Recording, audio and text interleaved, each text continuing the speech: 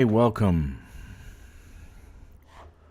Well, today was pretty memorable. The first time I ever died of asphyxiation doing exobiology because I was stupid. I forgot to get battery packs. And I basically died like a dog, suffocating to death. So somebody said I can actually log out and log back in into Horizon. Name was Saki. That's right.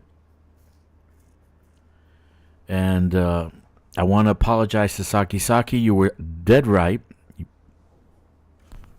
You were 100% right. I can actually log out, log back in to Horizon, and I didn't do that. I could have saved myself, and I wouldn't have died of asphyxiation. But in any case, tomorrow we'll continue what we started today, and we're headed towards that Type 8 ship that we're going to buy. We're going to buy the Type 8 so we can do some mining and do some community goal. And then we might do even some power play. Even try to get to level 100. Because Macon has a video where he gets to level 100 doing the most tedious thing I've ever seen in my life. In any case, today what we're going to do is I need to finish off these stations, so I'll kind of show you where I am. I'm not inviting anybody to come. It's okay. I can do it by myself, and I actually prefer to do it by myself. But I got 4 days and 19 hours left to finish this installation, and I still need all these things. Now, there are majority of them, like the titanium and some of the smaller things, are in the fleet carrier already. So I'm gonna haul them to the colonization ship, dump them, and then go back to load up. But I still got 4 days left, so it's not that bad. It's not that bad. The reason, I don't know why I let it hang so long, but I did. And I regret it now. Okay. So I'm going to start hauling. I made myself a sandwich. I might turn off the I might turn off the sound a little bit. So if you don't hear me, that's because I'm chewing. I made myself a nice shawarma sandwich with shawarma meat. Okay, and it's delicious. I wish you were here. I would give you some, but I'm a little hungry. My family left the house. My daughter's playing with her best friend, so of course my wife has to be there too. So I'm here all by my lonesome, so it's quiet. Unfortunately, the closet is kind of like in an area where you hear everything in the house. So the houses are not designed well here. There's no real space between the bedrooms, and this is a closet, actually between two bedrooms. So you hear everything that happens in the house. Okay, so let's do some hauling. This is I'm on my carrier. I have stuff in my inventory. I'm still doing it the old way. All right, because most of the accounts that I have don't have any engineering done, which I will do engineering eventually on them. And I'll probably do videos to document the engineering. But something you should be aware of, if you're not aware of this, if you watch this video after the fact, there is a bug, a flea carrier bug, where you have problems putting stuff in, taking stuff out. Now, I submitted a ticket last night, and somehow it was fixed immediately. Like I actually had the fleet carrier working properly within minutes. So I think they remotely did it. It's the problems on their side, and I guess they tracked my IP and did something with their computers, but it had to be that they fixed it. I'm not being a conspiracy theorist or anything like that. I do believe that they fixed it on their end very quickly because they did it anonymously because they don't want new players to be affected, right? God forbid that they lose new players. And I'm doing videos telling new players, don't buy arcs. Don't buy arcs. Okay.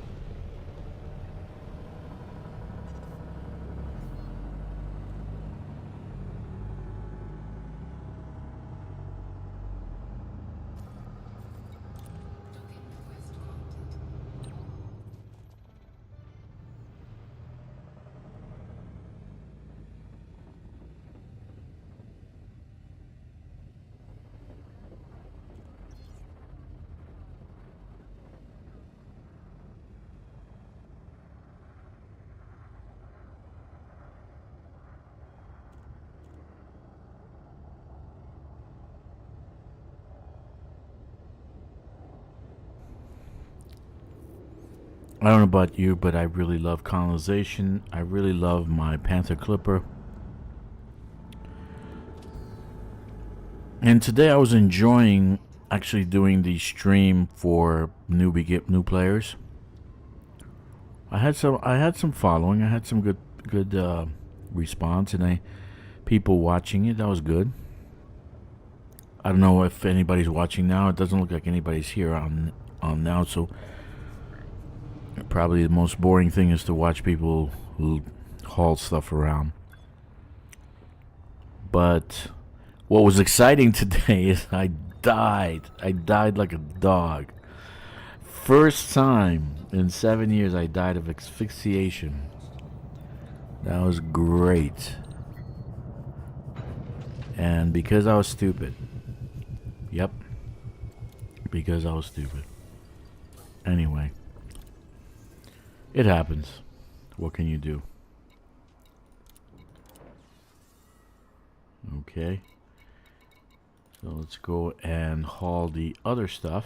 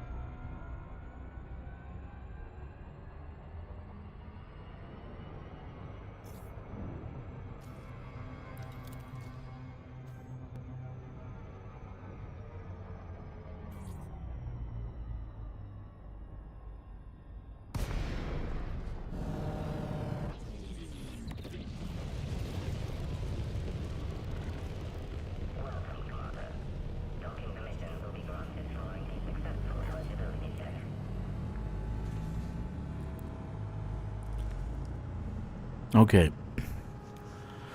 So what I'm probably gonna end up doing is on one of my tunes, I will be doing a around the galaxy stream. So I will go exploring and we'll go around in a clockwise fashion around the galaxy, eventually ending up in Beagle's Point, and then coming all the way around and back home. So I'm going to work. Now it's probably going to be Papa Drac. I'm going to work on the engineering. I want to engineer some of my ships. Make the Mandalay as lightweight and range. Make the range really good. But I'm gonna have the fleet carrier follow it. So I'm gonna definitely have a mining ship, a dedicated mining ship, so I can go out and get tritium if I need it. Because even though I'll be lugging around tritium, I want to make sure I haven't. I could run out because I miscalculated how much I need. So I'll have a mining ship, the exploratory ship. In any case, I don't think it needs to have a massively good jump range. Since I want to do as many star systems as possible. So I'm going to be doing a lot of exploration. I'm going to go in a circular fashion, clockwise, hit Beagle's Point, and then come back around. I was even thinking about using my main character so I can get elite status, like Elite 5, in exploration. I only have one elite in exploration. So I was thinking of that. And do my main character, because I already have the engineering done my main character. So why not? And then build the other ones as though they were my first account. I was thinking of that. But I don't know yet. I haven't decided. But I definitely want to go around the galaxy.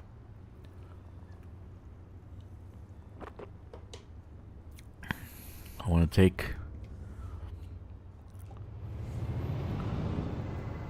the fleet carrier around the galaxy.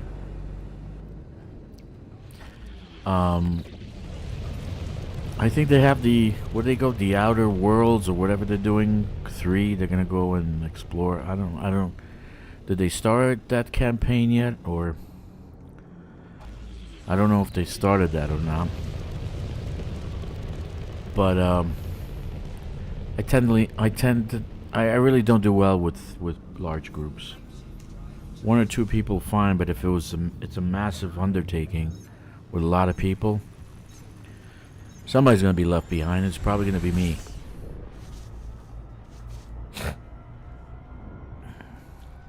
In any case, going by myself is fine. So I'm gonna go to the edge of the galaxy and kind of swing around, and then send the fleet carrier 500 light years away, and then kind of like explore to the fleet carrier, and then I'll have a base to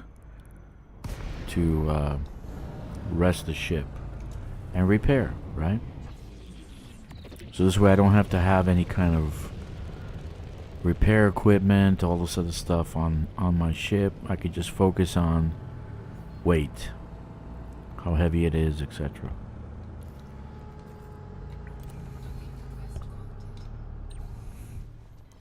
So we'll see. We'll see. Take lots of pictures and stream, right? Stream from tell people where I am in the galaxy, where I am next week, the next day, but every day kind of stream from for at least an hour or two from that ship. That would be nice. That'll be a nice stream.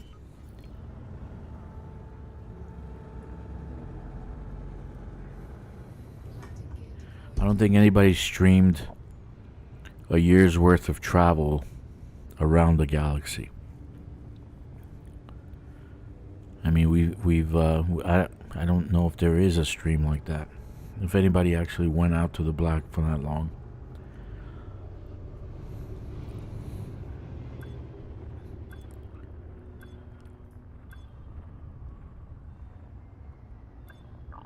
But I don't know if it's going to be Dragster, main account, or sub account.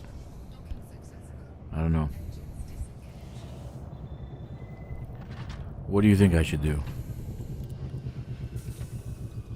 Alright. Let's unload.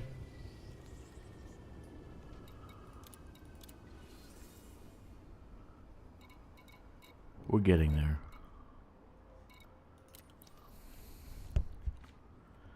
$856 what? Insulating membrane. Oh, I didn't get insulating membrane.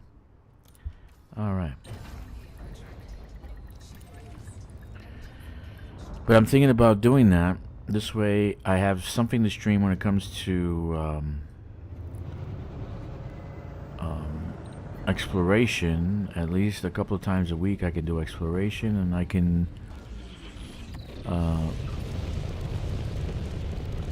do about 1,000 to 2,000 light years a week. I don't know how long it would take me. In 50 weeks, that's 100,000 light years. How long will it take me to get to Beagle's Point at that rate? If I do a year of travel. But the fleet carrier needs tritium, so I'm definitely going to run out eventually. Right? I'm definitely going to run out eventually, so I'm going to have dedicated mining ship that can go out and get some tritium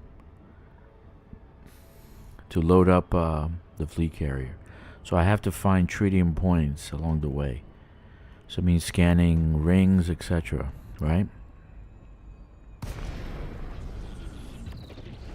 I can fill up the fleet carrier, but you need more than... I think you need about... I think it was like 20,000 tons or 25,000 tons. I'm not exactly sure.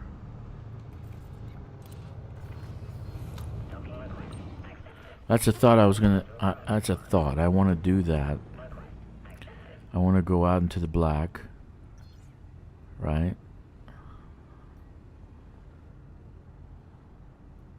I don't know if I need a massively good jump range for that. I don't know, because I really want to scan systems, because I want to get Elite 5 in exploration, right? So I'm going to need like, how many billion? 4 billion in exploration?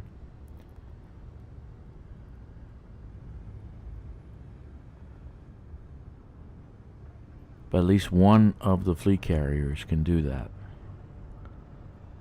I think it might be Dragster, my primary account, because I'm already... all the engineering's done. I have all the ships. Do I really need to be in the bubble? I don't know.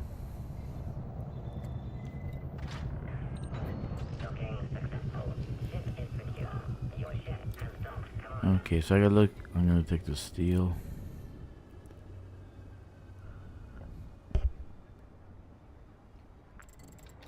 Water, then finish off liquid oxygen, and then finish off titanium. But the offloading is pretty good.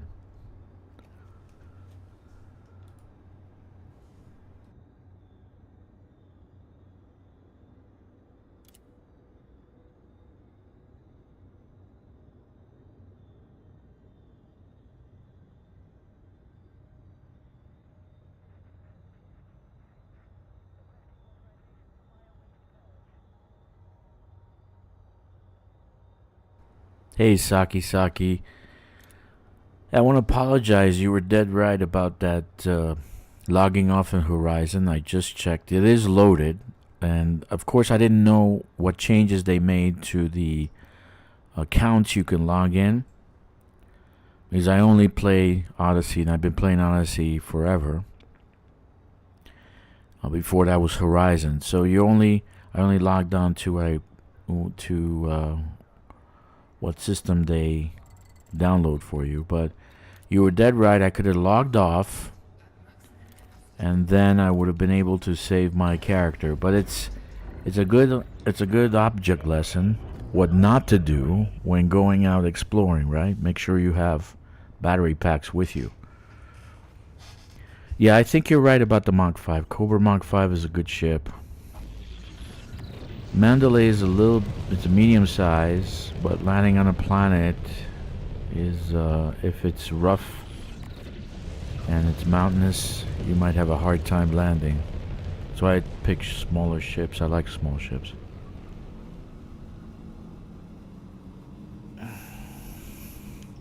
Next time I'll listen to you, Saki. It's okay. It's okay. The data can be recouped. I'm just gonna do the system, and then I can go to the next. This was found by accident anyway. I just scanned it, and I found the 10 biologicals. So it was by accident. The actual Road to Riches doesn't even have this on the list.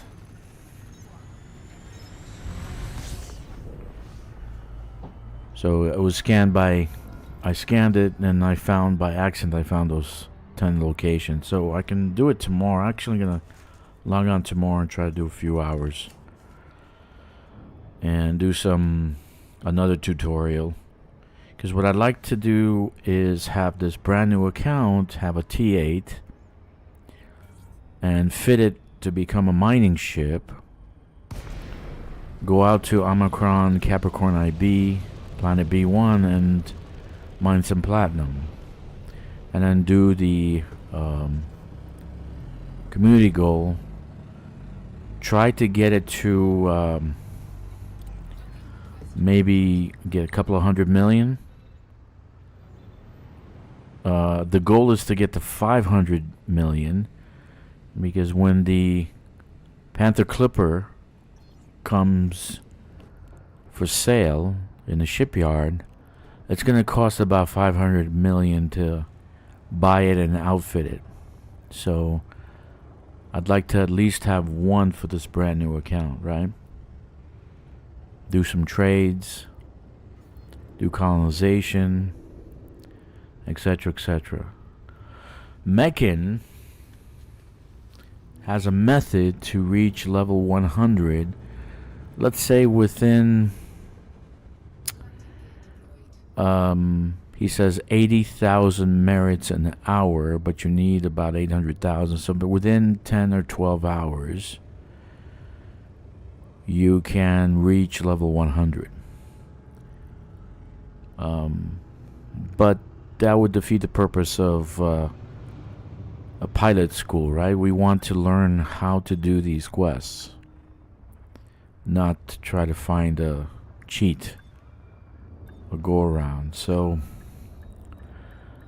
I'm going to do the method, kind of show people, kind of fast forward real fast so they see how many merits I did. So if they do choose to do that method to get 100, level 100, they can do that, right?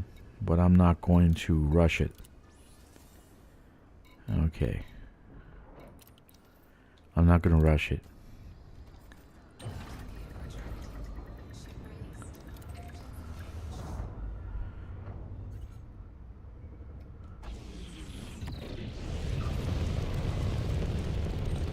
But I'm sure the next few systems that I'm going to scan will also have biologicals. There's always biologicals, so a brand new character can earn a lot of credits doing exobiology. And I think that's the fastest and easiest way to get a lot of money. And the goal is to have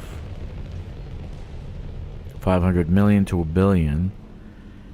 So when the Panther Clipper comes for sale in shipyard. I can buy a Panther Clipper, maybe even 2, right?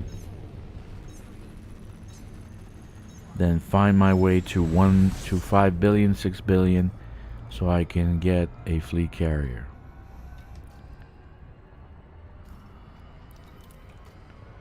So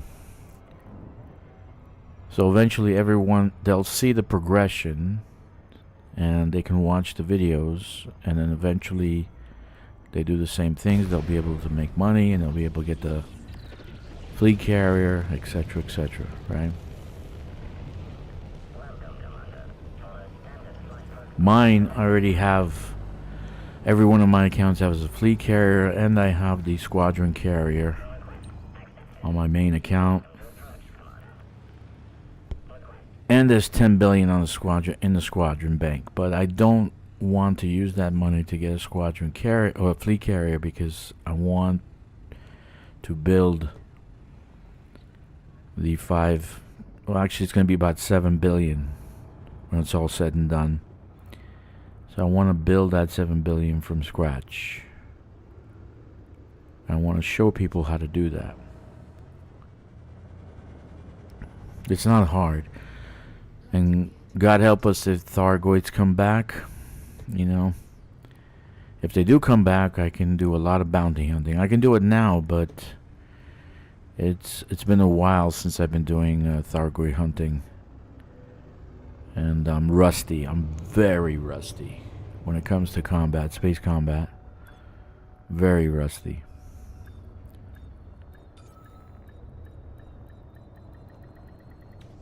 So every week I'll do mining, I'll do hauling, right?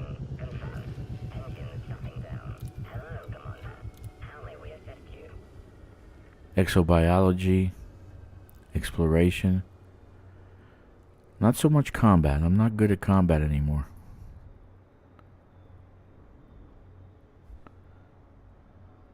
Saki.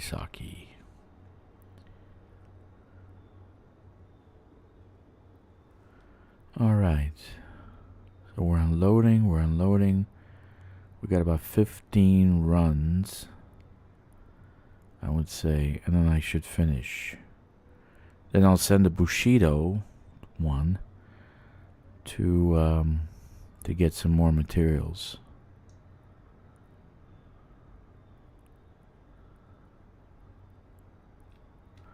And then do another account to unload.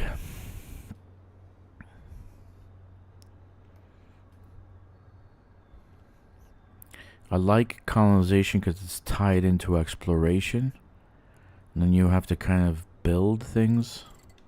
I think that's very, very cool. I really enjoy it.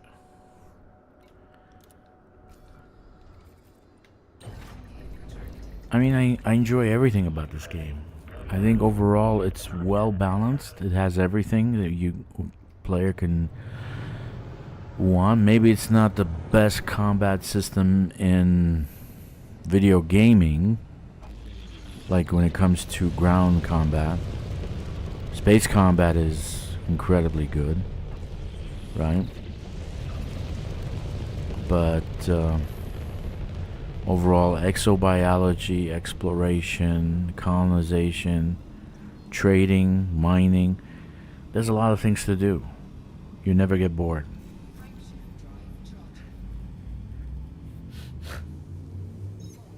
You never get bored.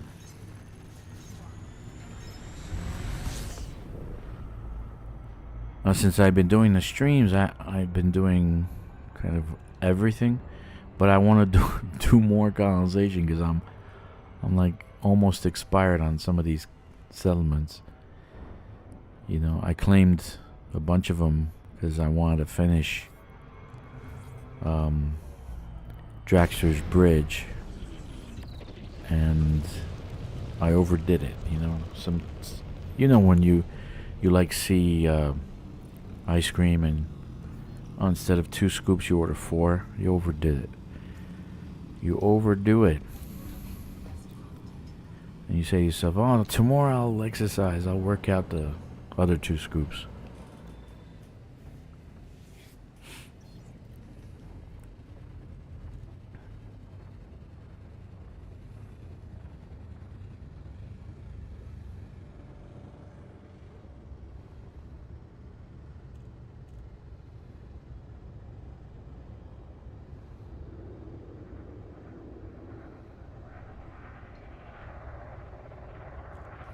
I'm pretty happy with everything they did. I'm not too happy with the D11 and the fighter bay, but I think they have something planned. I really think they have something planned, because there's no reason you would put a fighter bay in a dedicated mining ship. No reason. And when you can boost over 400, NPCs will never catch you. They'll never catch you. But if you look at one of the kits that they have for sale, it looks like an exploratory kit. So it turns the Type 11 into an exploration ship. It has a satellite dish on one end, they have some sensors on the other, and they cover the nacelles to make it look nicer. Like it's actually a exploration ship. So I think they're doing something, or else why have that kit? If you're a mining ship, you should be a mining ship. Anyway, that's my thought.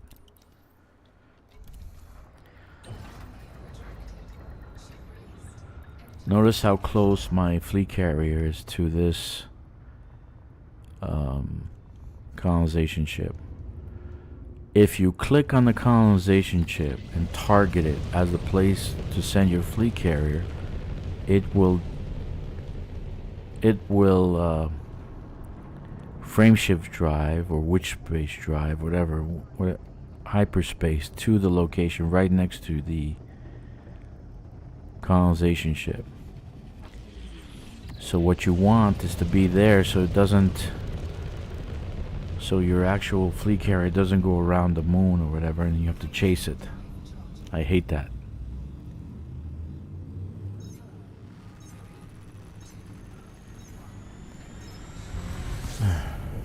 Yeah.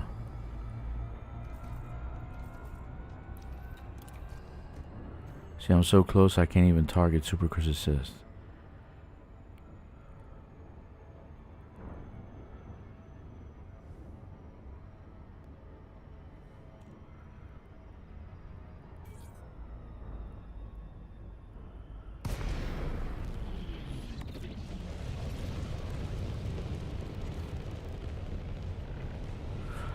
What I'd like to know, Saki, is if I died and I lost all that data, do I still get the codex first time scanning bonus, or is it gone?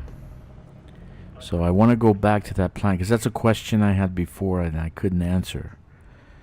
So I want to go back to that planet that I died on. I want to scan the things I scanned and see if I still get the bonus. If it still says the first time scan, right? If it doesn't, then we know in the future, once you lose the data, you die, and you scan again, you don't get that extra bonus for first time scan. So I want to try it. I'm going to try it tomorrow and see what happens. Right? That's important for science. For science.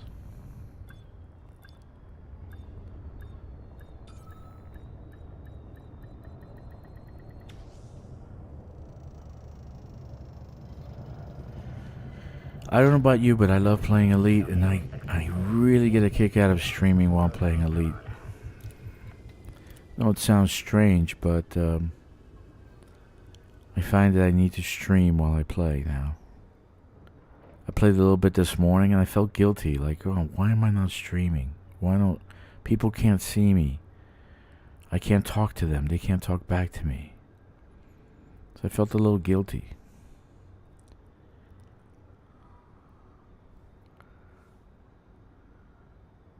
There was no sake in the stream. It was just me, myself, and I. So I kind of get a kick at doing this.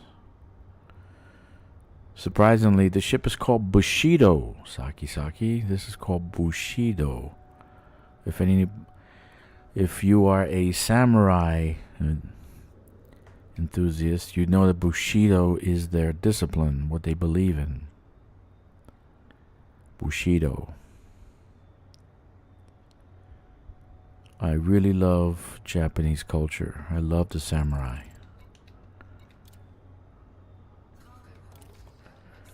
Alright. It takes longer to actually load the ship than to fly in between the ship and the colonization ship. Jesus.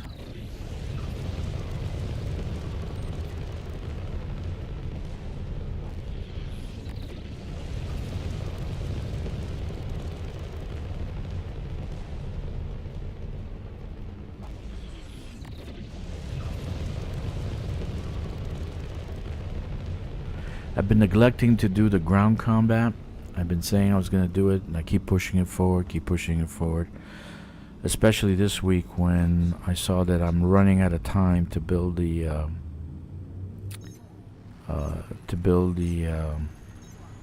Coriolis.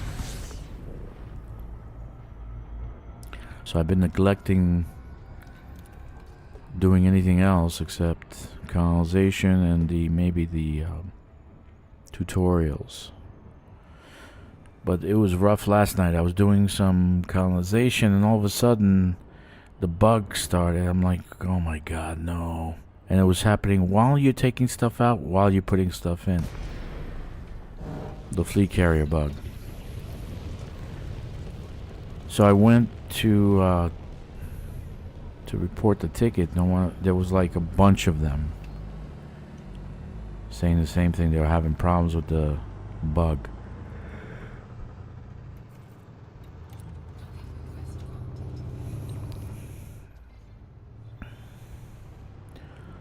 So I submitted a ticket, and all of a sudden, so I said, let me submit the ticket, and then I'll make a video warning people about the bug. Because what you don't want is you don't want to file a claim in the system, and then you're going to take 10 years to actually upload and offload materials off your fleet carrier. Most of the time you're using your fleet carrier in deep space, right? But as soon as I did the ticket, then I was getting ready to make the video. I was just going to do a recording for like 5-10 minutes and put it on so you guys could know that there's a bug, and then it stopped doing it.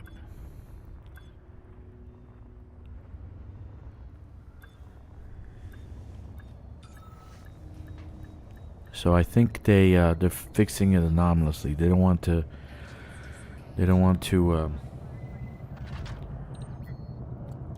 make a bad name for themselves.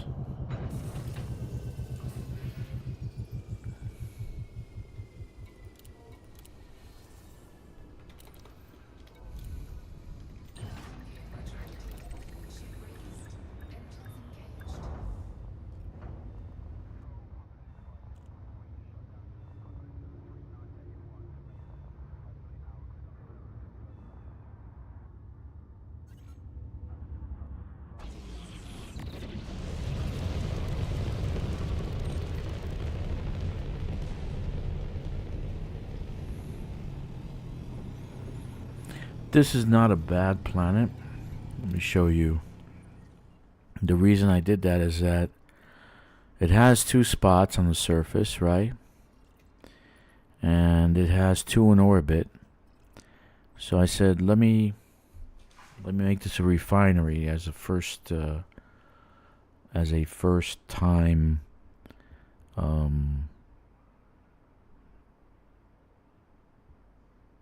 actually I could do an industrial. That would even be better, because I can do the refinery right here. I think that's what I did. I'm going to do industrial here, and refinery here, because look what it has here, a 6, right? Let me just go to this. So this is a 6er, 6 spots, and has an orbital also. So I can have a Coriolis here, and then I can build ground stuff there. That'd be awesome. Alright, enough of that.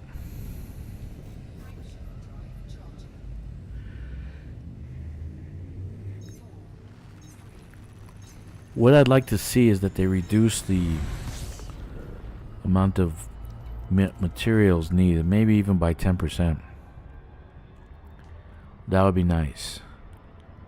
Or we can hire NPCs. They can, if we have enough cargo ships, the NPCs can offload our stuff. Maybe while we're sleeping, they're using our pamphlet clipper to transport the materials to the colonization ship. You know, kind of like an AFK in a rest site. We go AFK and we leave the game on, and the NPCs just offload. That'll be great. Wake up in the morning and most of the transport to the colonization ship is already done. Right? Then I would pay 10-15% for an NPC. Not to just sit there and maybe use the fighter in the fighter base sometimes.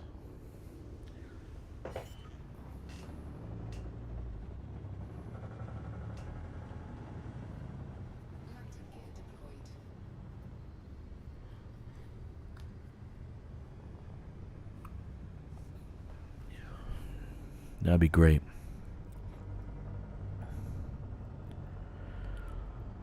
Gotta do something. They really gotta do something.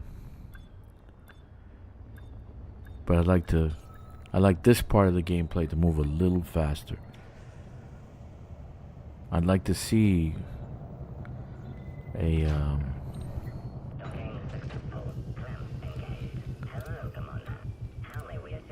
the train all the way up to Colonia be finished.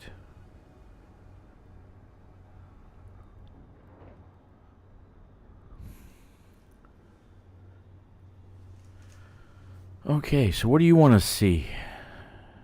Leave a comment. What do you want to see?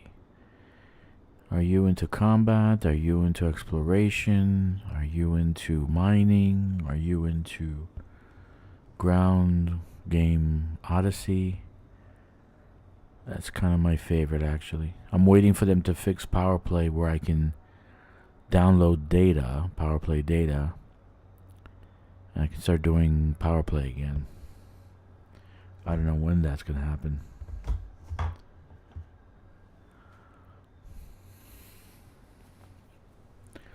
But most of the new players are going to start doing PowerPlay very, very soon, right? And I'm going to say, why is this nerf? Why is this nerf? Why? They're going to start asking questions. And they're going to say, oh, hey guys, why is this nerfed? Because FDev is too lazy to fix it.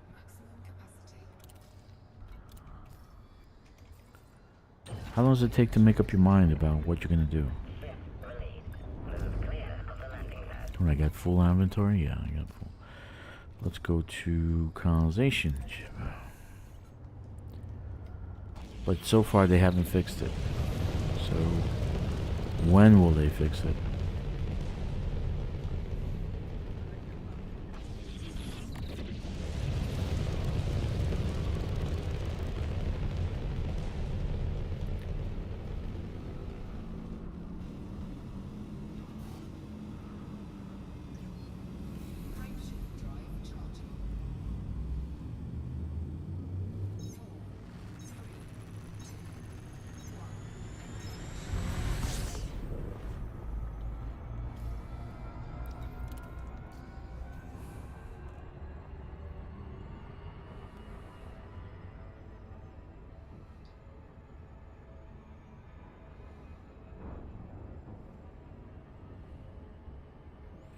Hey, dismissive.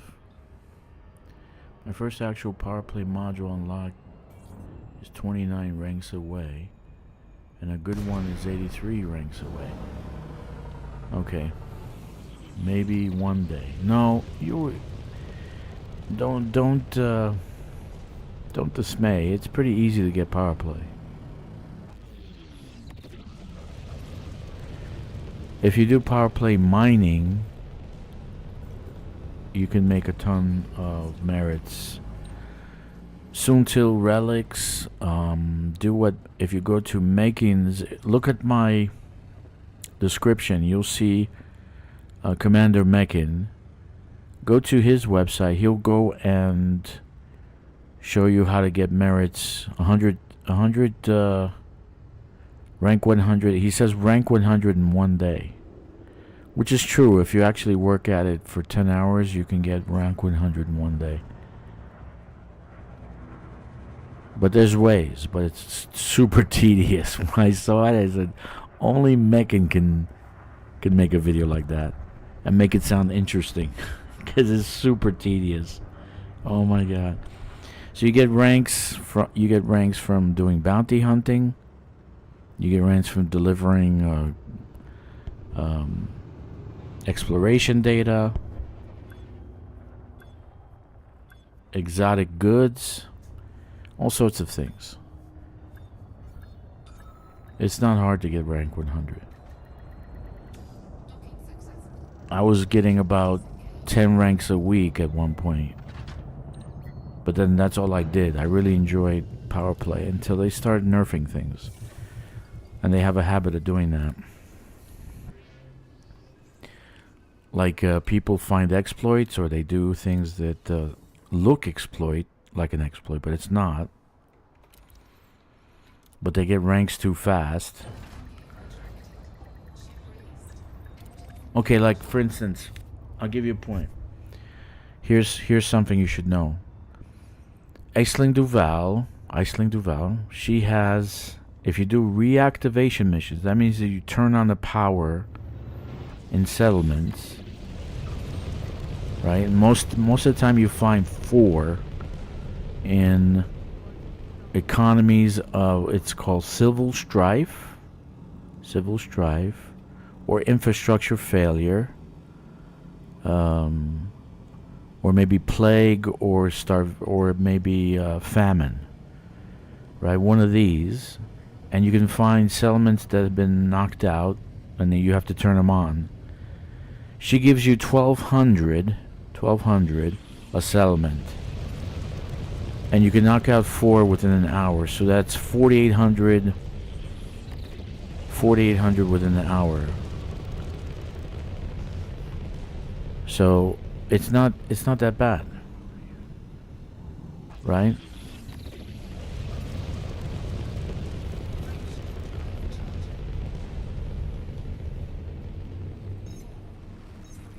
And also to kind of give you an idea, this method basically, I gotta cough 1 second.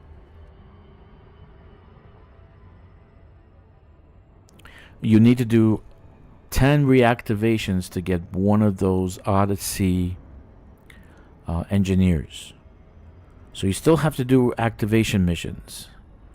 So if you do them for Aisling Duval, right, you will also unlock one of the engineers, right? So if you do 10, that'll be what, 10 times, that'll be about 12,000 merits.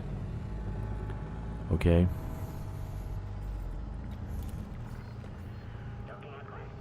So I think they'll fix it soon. You should do a little bit every week. Make my one combat not to suck at combat. Yeah,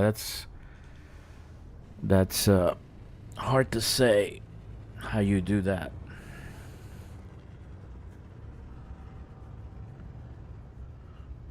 Combat is tough. I find grind combat better. Ground combat, not grind. Ground combat better. I enjoy it better, but you don't get many credits for. You don't get anything for ground combat. Barely get anything. There was a settlement in a Chiing. Is it Chiing system? CHI apostrophe IN. They had some settlements there. They were anarchy, but they had some settlements there that were. I was getting 100,000 bounties on the ground, which is unprecedented. You rarely get over 100,000 for a ground kill. And then I was given. They gave me. They also gave me merits, so that actually helped. But now I think things changed hands. Well, I think the pirate has the system now. I don't know who has the system.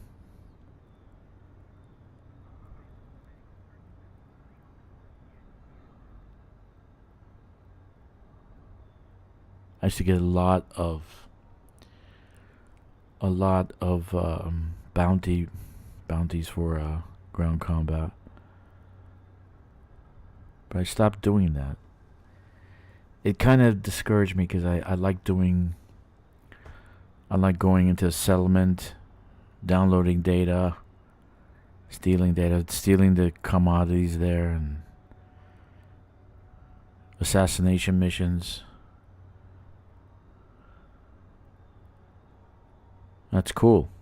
Don't forget, when you're doing combat, lasers will take out the shield, and you want multi-cannon for the hull.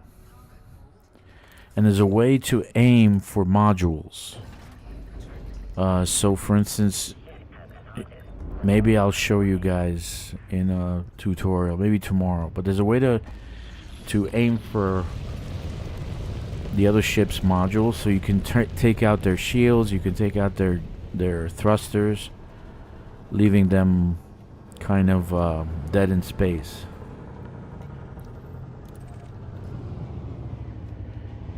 So if you aim for that after their shields are down, you got them.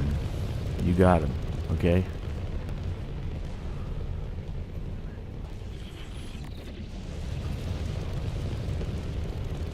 But it's not my preference anymore.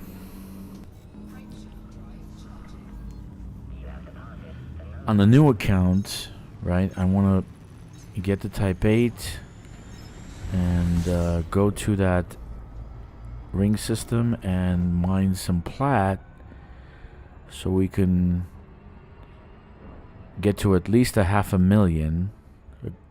Get me some money, right? Get to 500,000. So when the Panther Clipper is available, I can buy one. That would be nice.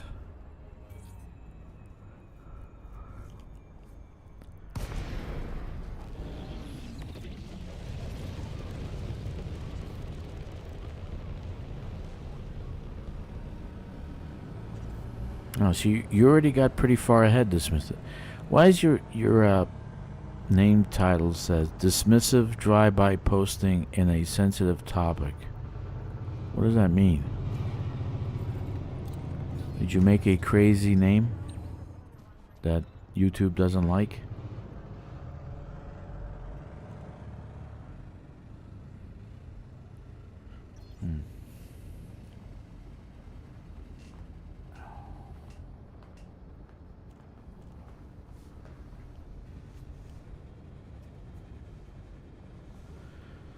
Oh, wonderful.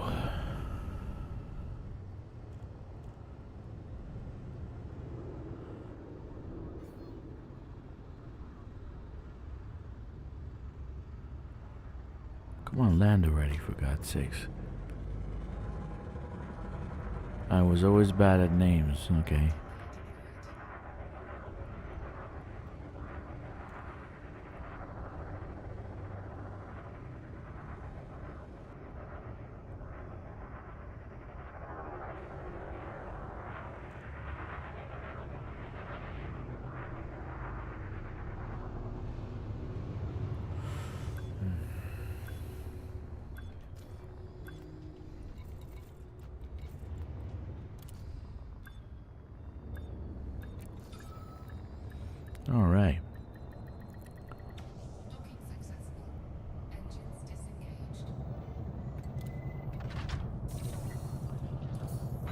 So I don't know what happened with the bug. I posted the ticket, and as soon as I posted the ticket, it was fixed.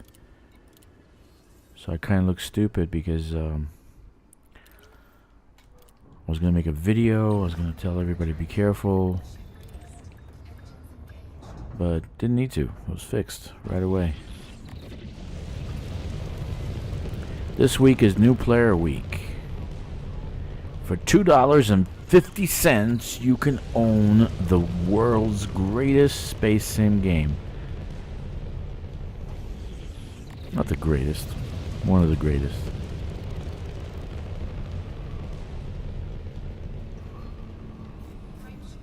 Actually, I've never... I played No Man's Sky, but it's... how to describe it? Too much of a good thing, you know? And they have a lot of galaxies, right? And it will take you forever to actually explore the galaxies, but nowhere in the galaxy is ever empty. You're always gonna find some kind of settlement there.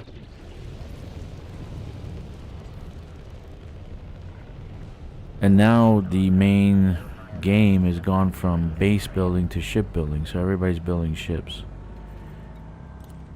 But I played No Man's Sky for a while, and it got boring.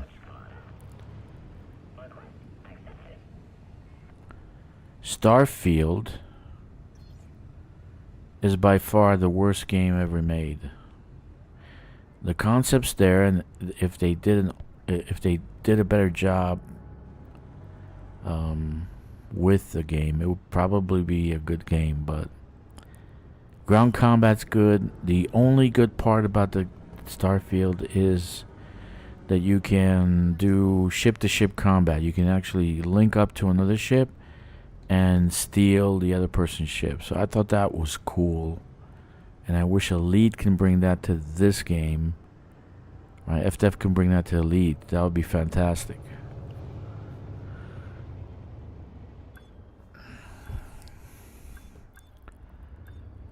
I played Star Citizen. Whatever you do, stay away from Star Citizen. It's not a game. They're practicing to build a space engine. They don't really have a game there. $800 million later, they still don't have a game, which makes no sense to me.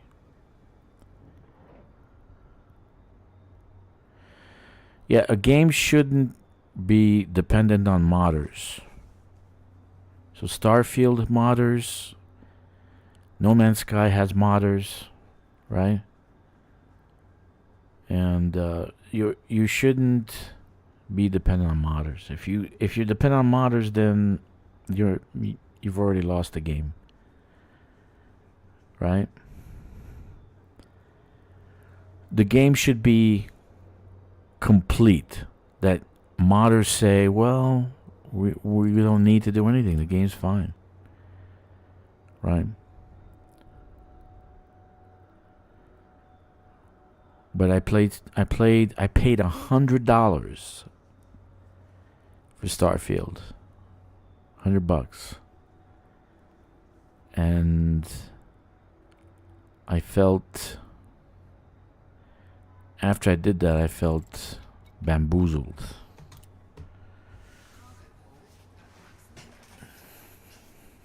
Seriously. Starfield, Star Citizen, I bought a $45 ship. I played for about 5 minutes, and I said, why did I do that? Why? I never played X4 because I don't like their travel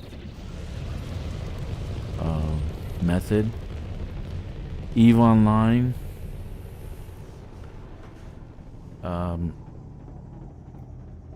got blown out of the sky in 5 minutes. So I never gave a chance. So this is the only space game that I stuck with from the beginning, right?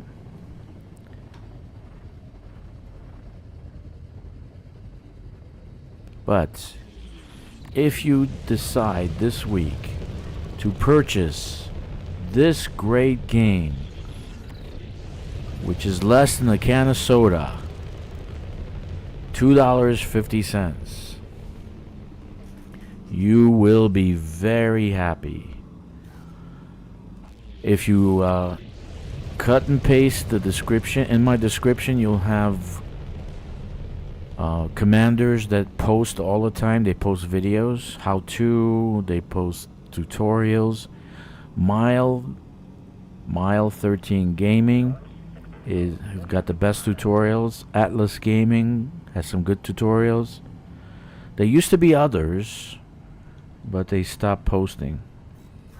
My personal favorite that I started with was Exegius, Commander Exegius. He used to have some great tutorials. I actually learned how to play the game from him and Hawks Gaming, but they're gone. They don't longer post. So in my description, if you look in my description in my videos, you'll have a list. In my newer videos, you'll have a list of commanders that still post, and they have good videos. Some are comical, like Ghost Giraffe, Mars Europe, and his crew. This week he's doing a little bit of a tutorial, but I find that he forgets that new players won't have the money or the equipment that you have, because you've been playing how long? 7, 8 years, 10 years.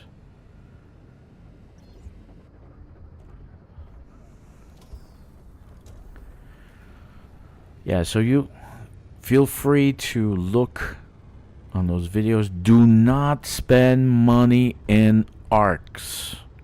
Don't do it. Fight the urge to give Frontier money for something you can naturally do in game, and you can do it pretty quick. Right? Most of the ships, there's only 2 ships right now that are not for sale in the shipyard. That's the Panther Clipper, which probably by a month or so it'll be available in shipyard, and the Type 11. When the next ship comes out, the Panther Clipper will be in the shipyard. Fight the urge to buy ARCs. There's plenty of ways for Frontier to make money. I gave him a list, and it's in-game stuff. Like, for instance, in Colonization, what I'm doing right now, you cannot name a star system. But in the bubble, you got hundreds of star systems that have non-astronomical names. Go to the bubble. Achenar, that doesn't exist. Laxac, that doesn't exist in real life. Listi, Eulexia, Alioth, Andir, these Hecate, these don't exist on the star chart. But like my system here that I'm trying to colonize, I want to change the name. I can't. Like this one, right? There's 68 million people here. They're all called, these guys are called pipe stemmers, sector SUOB16ers, right? They're not called Dractonians or whatever I want to call them. I don't know. So there's plenty of ways for them to make money, but they like selling ships that you can personally custom yourself. Okay, another tidbit about buying a ship in the ARC store. If you decide to change the module, it's gone forever. The module is not stored. So if you want to store that and replace it with something else, you can't without losing that module. Okay? You will lose the module. So that means that you paid for something that they take away once you decide to change it. So fight the urge to buy ARCs. And I'll be the first to say that I spent a lot of money on arcs, especially for the Panther Clipper. I have 7 accounts. Okay? But as a new player, you got to learn how to play. And you can relatively get a fine ship, engineered, fitted. Okay, it's not going to have the paint job. But once you learn how to do it, and you do it once or twice, you say, oh, maybe now I can buy arcs. Yeah, it's a good time. And you won't go spending $100. You'll spend $5, $10. Right? It won't break the bank. So that's why when I decided to do the tutorial, I said I am not going to do a tutorial that I'm buying. Because the player is going to say, oh, I'm not going to watch this guy. He only plays with arcs. Right? So I decided to do a tutorial that involves no arcs. At least in the beginning. And if you noticed, when I logged off, I had like 200 arcs, right? Because they give you 400 free arcs a week if you're doing the game, if you play the game. And if you do some power play missions, if you do some mining, if you do some trading, right? You'll get arcs. And you'll get 400 a week. So in 10 weeks you got 4,000. Then if you buy another, who knows, 20,000 arcs, then you got yourself a discount.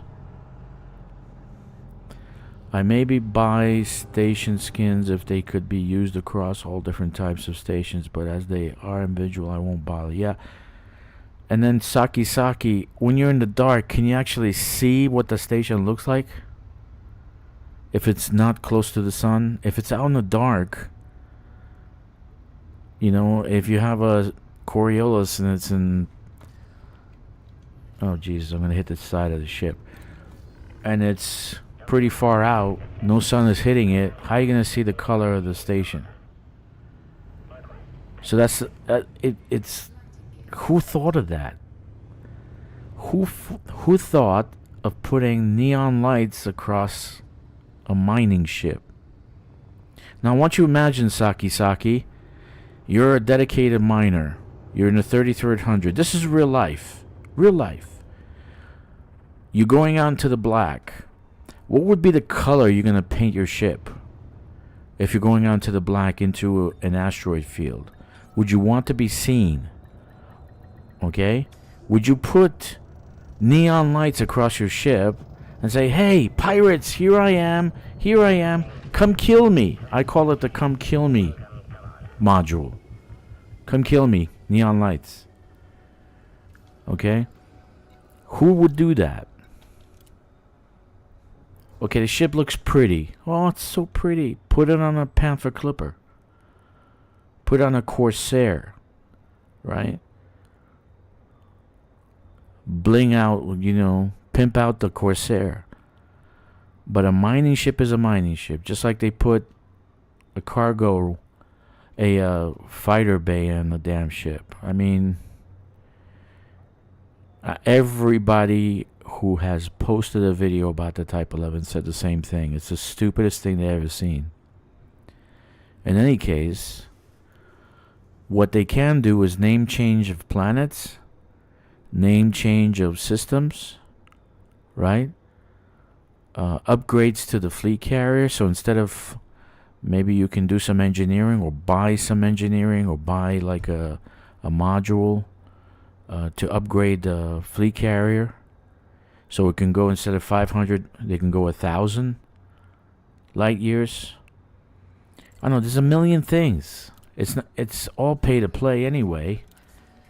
Unless when you're selling a ship, it's pay to play.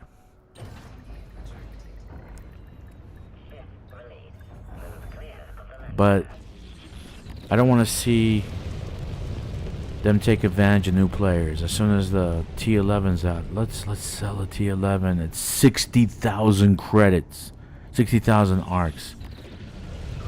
Oh my God, are they insane? 60,000 arcs. Think of that. Uh-oh. Think of that. 60,000 arcs.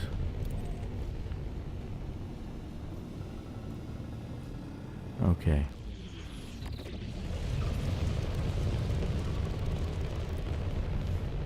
In any case, I bought the ship for science. I had the arcs in my bank anyway. So I bought the basic on the account. I tested it.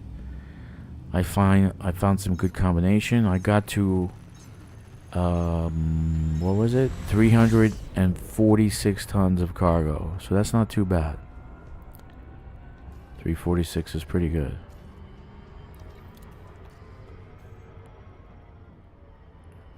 It does the thing that makes the ship is the mining volley repeater and the Mach 2 Universal Olympic controller. That makes the ship. Without those two things, you would never buy a Type 11. If those two things came independently, they were sold in the ARC store independently, you would never buy a Type 11. No need.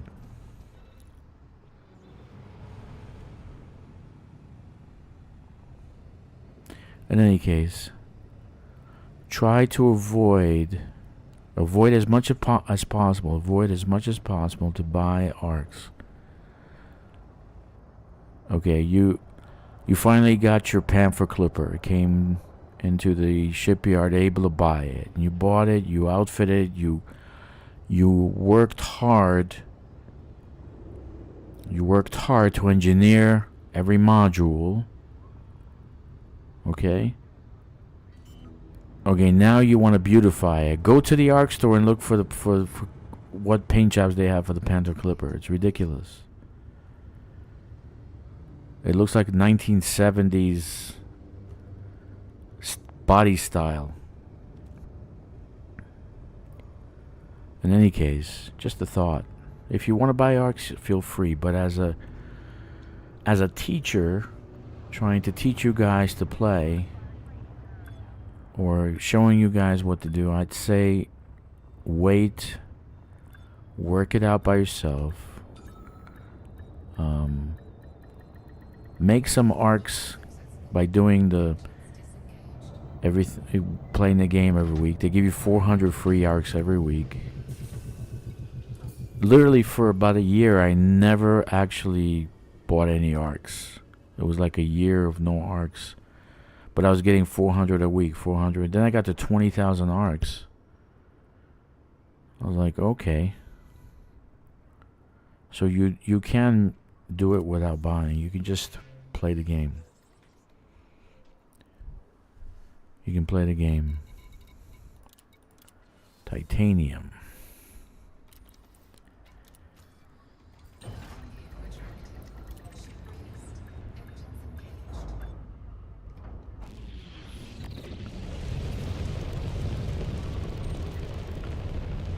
But what I'm probably going to do, because over 8 years I did buy almost all the ships, and I did buy a lot of skins. And the actual paint jobs and skin and the actual kits they had were cheaper than they are now. They were never this expensive. Man, they raised prices like crazy in the ARC store. Especially now, it's 60,000 for the galactic version. Jesus, man, that was a lot of money. But I was thinking, why don't I outfit the ships, right, and kind of show you guys what I would do with all the other little ships that they have in the game, right? Like the Adder, the Hauler, the Eagle. So I do have access to every ship, so I can actually build some good builds. But I was thinking of that, is making little videos to say, okay, today the Imperial Eagle, here's the outfitting for the Imperial Eagle, and then do engineering. Because one of the things I have is, since I'm at about 250 something level, right, for Iceland Duval. I have a lot of care packages. They're sitting there that I didn't claim. So if I was thinking, how do I get rid of those care packages? And I said, why don't I outfit the ships and then engineer the ships, right? So I used up all the materials. I was like, why did I do that? And I never delete the ships, right? Just leave them in my maybe fleet carrier, or leave them in all over the galaxy. Leave them somewhere in the shipyard, wherever I design a ship. So I might do that, so I can give you guys an outlook at the different ships they have here in the game. They're like the Python. We always use the Python. That was my first ship that I would buy when I started a new account, the Python. Now it's the Cobra Mark 5. I love the Cobra Mark 5.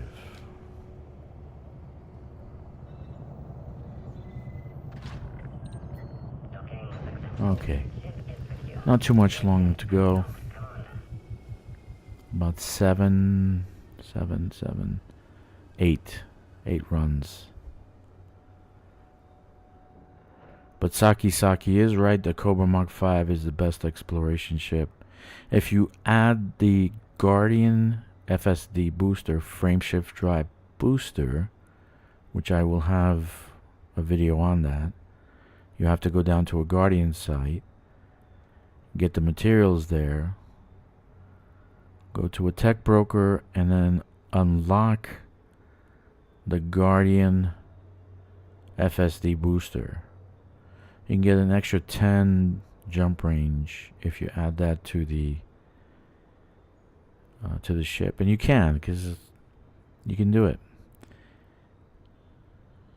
You can do it. It's pretty good.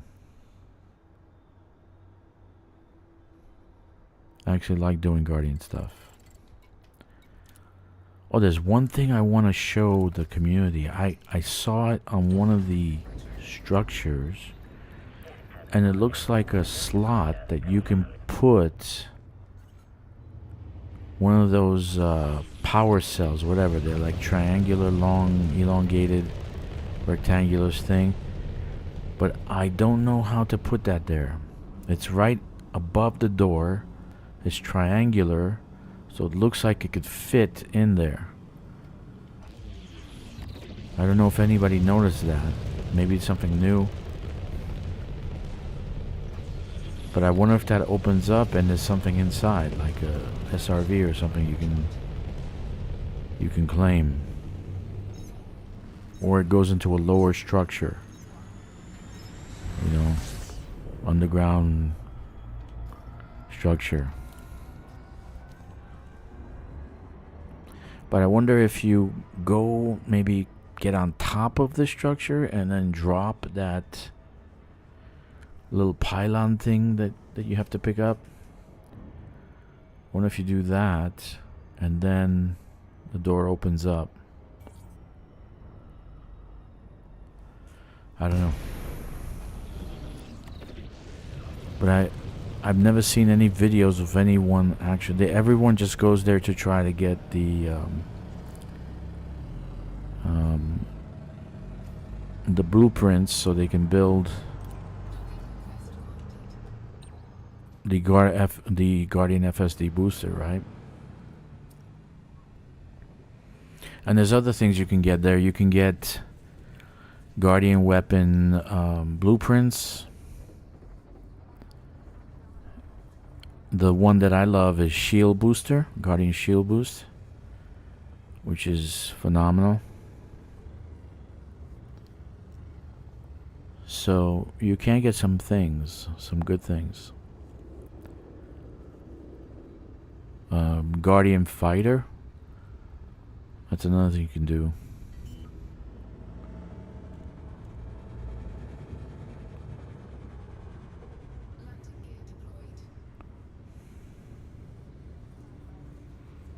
So I'll do a video on that, but I'd like to go out there to see about that door. Right above the door is a triangular slot. Like you can place a slot, something in that slot, right? And I want to try. I want to see if I can open it. Like put my SRV against the door and then drop that kind of power cell, whatever the thing is. Or maybe you have to pick up an urn or something and drop it in there. I don't know what it is. But there's a slot there right above the door. And I've never seen anybody actually talk about it or do anything with it. So I'm very curious to kind of try it out.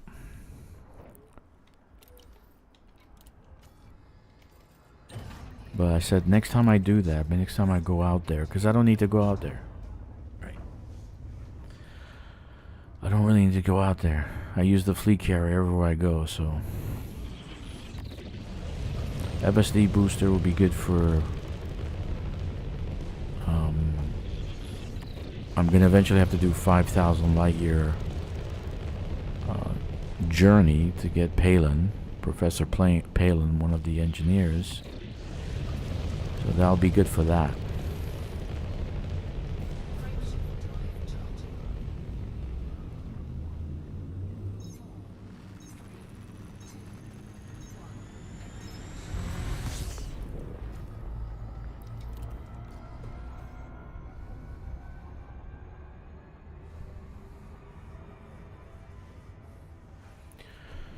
Yeah, I've never seen anybody actually talk about it or do that. They gone into a Thargoid site and created a green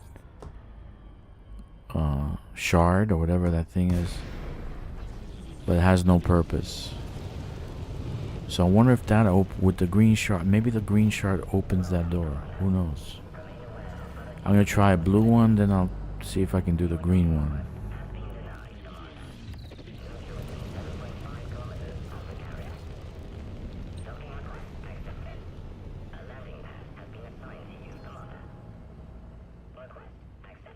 But if you go out to the Guardian site anytime soon, it looks like a garage to the sides. There's a double door, and right above the double door there's like a triangular kind of slot that looks like you can fit something in that slot. Right? I saw it last time and I said, why? I mean, it looks like a garage. It looks like a garage, right? Like it opens up and goes somewhere. But no one ever said anything about it. No one ever videotaped. No one ever said.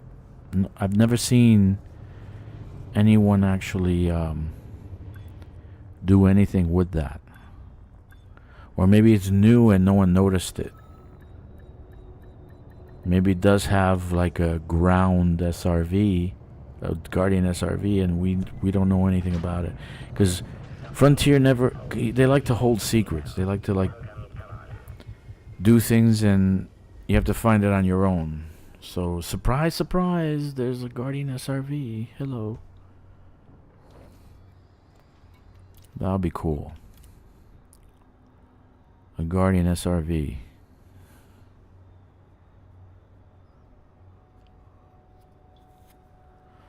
So let's see.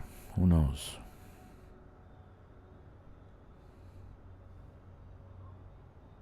But if you do that, if you go out to the Guardian site anytime soon, next time I'll go, I'll see what I can do. But maybe that is to power the door, and then the door opens up and gives you something. There's something there that you can pick up. Right? Who knows? I don't know.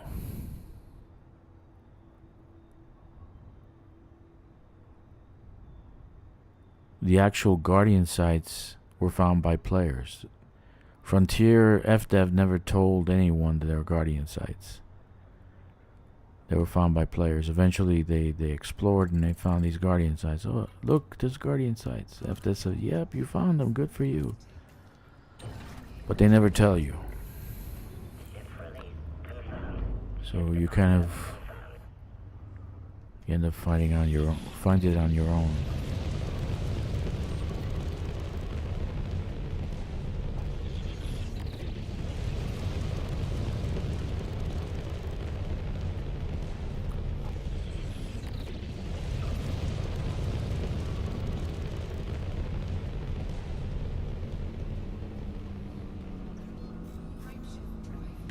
Thank you for joining me. This is the most I've ever had watch me haul crap. It's like watching paint dry. It is like watching paint dry. But I guess you like to hear me talk. I guess. Anyway, thanks for joining me. Be wary of the fleet carrier bug. I'm going to repeat myself. If you joined late. There is a fleet carrier bug. If you do, you can't unload or load materials off your fleet carrier. Submit a ticket. It was resolved very quickly, like within an hour. So just be warned that there is a fleet carrier bug. And I actually have a T11 bug. I was trying to dump my ore into the fleet carrier and I couldn't. It was giving me problems. So submit the ticket so they can fix it.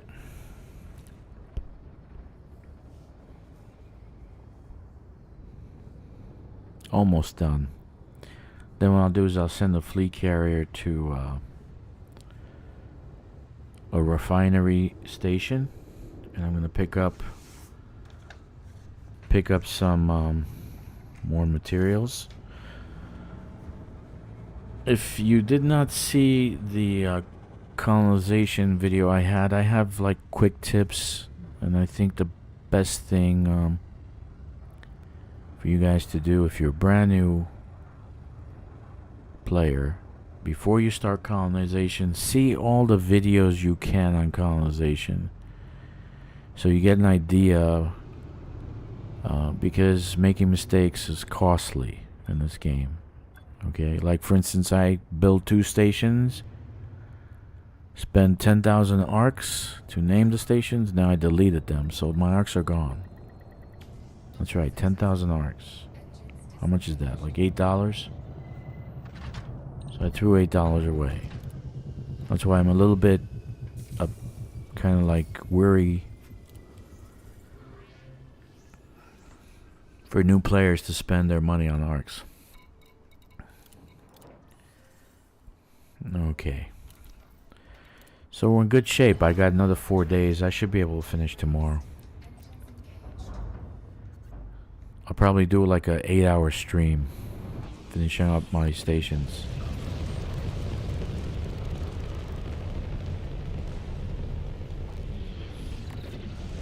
But for colonization, the first thing you should do is explore the system that you want, right? Scan it, scan the planets. If it has rings, scan the rings. You want to make sure you have a place that you want. You're not going to be like me and have 30 systems or whatever, because I'm like a crack addict when it comes to certain things. Like I'll do nothing but colonization days and night. Day and night. So get the system data, right? Find out what's in the system by exploring it. Second thing you do is, where is the flag? Is the flag hang over a planet that is good for colonization? In space, orbital, and on the planet. If it's not, then yeah, okay, build an orbital station that's small. And the ones you should build is military or commercial. I prefer military, so that system will have some kind of security, right?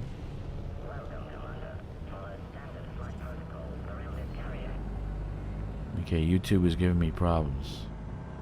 Why are you giving me problems? That's because my frames dropped. Okay, so what's the next thing you do? The only thing that that I'm probably gonna end up building is Coriolis from now on. Why?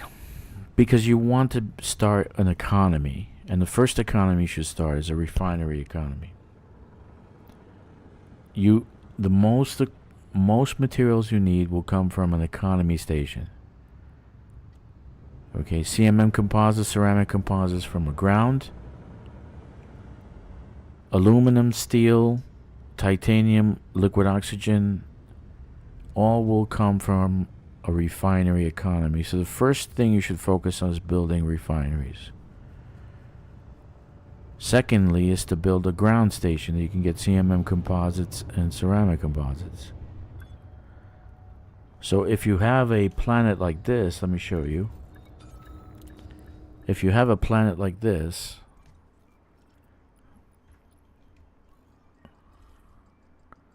where it has six planetary locations and it has one orbital, this will be a Coriolis, and on the surface I'll build a type 2 medium city colony, and then I can build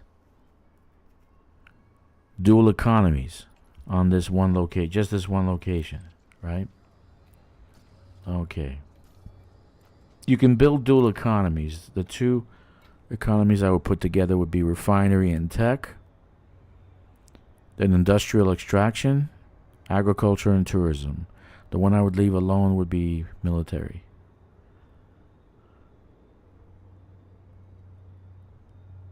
I found a system that was completely unexplored, so I was first to discover and land everywhere. It has 4 landable planets and a water world. Managed to bridge to it from another highway of systems. Was very happy to find it. Yeah.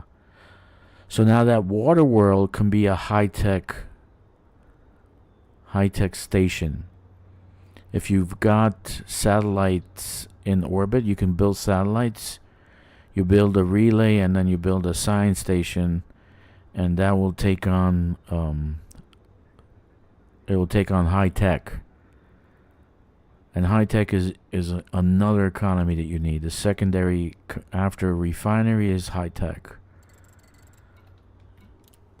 So that's very good. That's a very good place. If I do find a planet that has a water world, a system that has a water world or Earth-like world, I have to see if it has anything in orbit, right?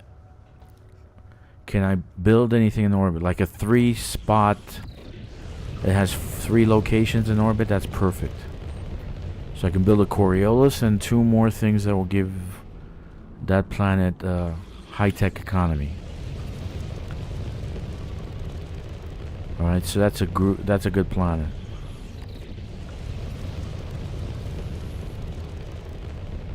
Tourism I don't bother with if you're gonna do tourism. Another one is piracy. I might build a pirate system just to get the, just to get out of the way. Say, I built a pirate system. Everything pirate. We'll see. It'll be the only anarchy system within my portfolio.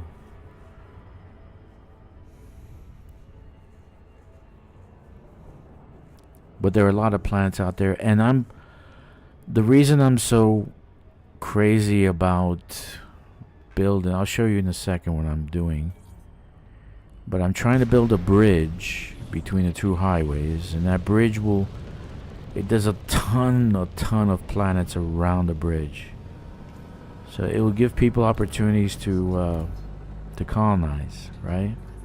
Come on. Okay, so for instance, now that's landing, I can do this. I call this Dragster's Bridge.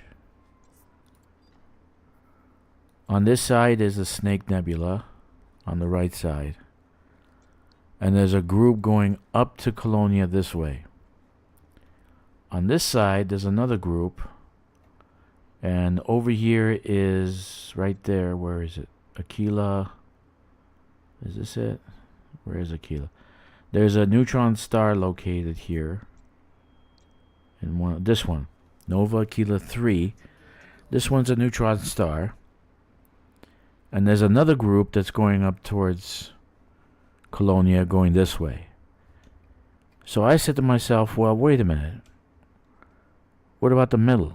Because if you look down, this is the bubble, and everything within this area is colonizable. Everything. So there's thousands and thousands of stars. Look at all the little trade routes. There's thousands and thousands of stars.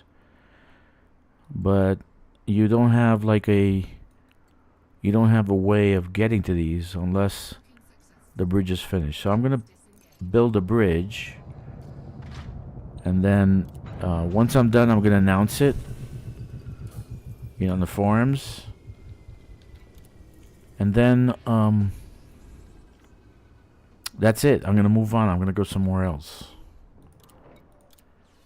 but I'm gonna build a bridge for kind of like my it's gonna be my legacy, which I might put space farms around and make my agricultural production. Okay. You don't need that much agriculture. You can do it with a small settlement. But you do need a lot of high tech. Okay, Saki. You do need a lot of high tech. So, my suggestion, and it's just a suggestion, you can do whatever you want with your stuff, is focus on high tech around that water world.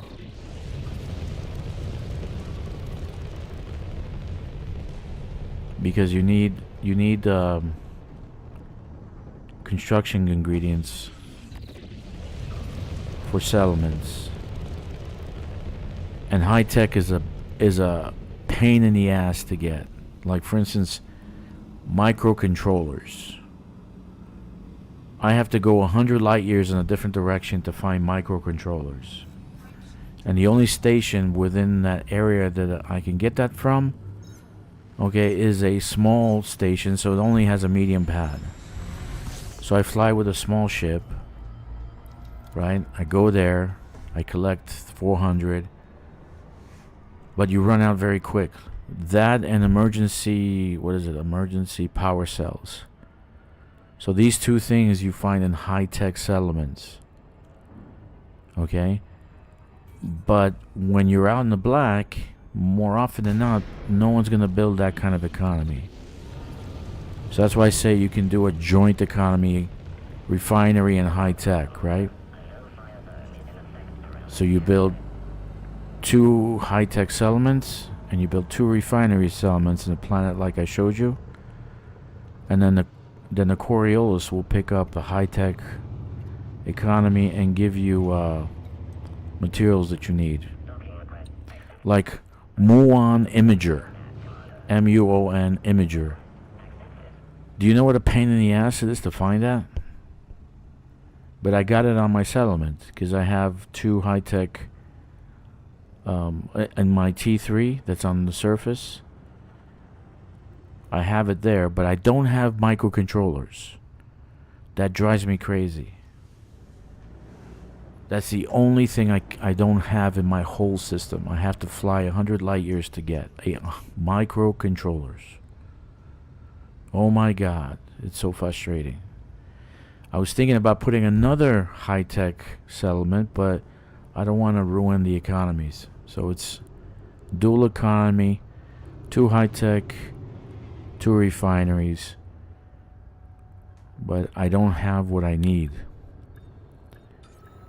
So, for instance, if I had a water world like yours, I would build a high-tech station.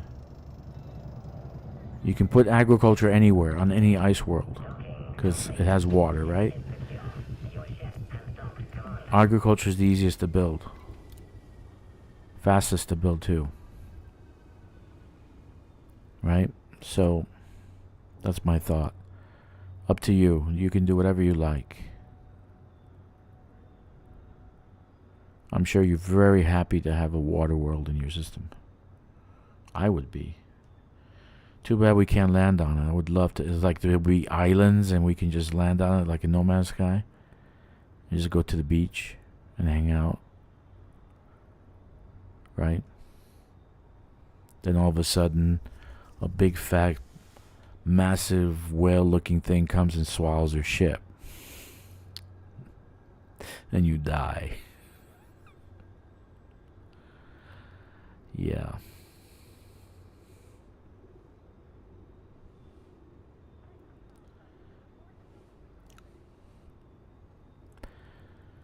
Anyway, you can do whatever you want. That's what the game's about. The game's about doing whatever you want. There's not Elite Dangerous is not one way of playing, and that's why I didn't like Cyberpunk. Because there's only one way to play. Right? There really is. When you start, you spend 5 hours watching a movie, more or less. I'm like, I paid for the DLC, I paid for the game, and I'm spending 5 hours watching a movie. Not really playing.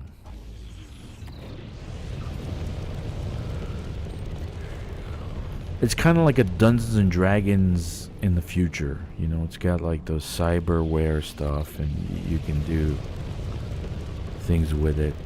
It can be like a wizard kind of. But you have to do it a certain way. You have to do these quests. They want you to finish the quest line. They want you to finish the storyline for the story and to end, right? So it's not Elite Dangerous where you can do whatever you want. You don't have to play my way. You can play your way, right? And that's why there's so many people with tutorials, because everyone has a different opinion. So you can find 5 ways of combat, 5 ways of doing something. You know, it's not one way. It's not a cookie cutter kind of thing. That's what I love about Elite. There's not one way of actually playing this game. So they have a great game, but they've never developed it. They made like 60 million pounds off this game, so that's about $100 million. If they had a Raxtla DLC, they'd make another $100 million. This game's been out for 40 years. I remember buying the first one. I was a teenager. Right? Yes, I am old. I'm very old, Saki. So I remember buying the first version. So Raxla's been around for a long time. If I was them, I'd develop the storyline. I'd develop the DLC. And I'd sell that. I'd sell that for $40, $30-$40. And it'll be a game. It'll be a gameplay that would take you through the whole galaxy.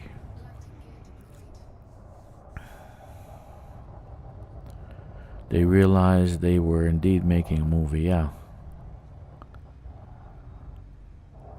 Yeah, I like after you unlock. I think it's called Act 2. When you're free from Watson.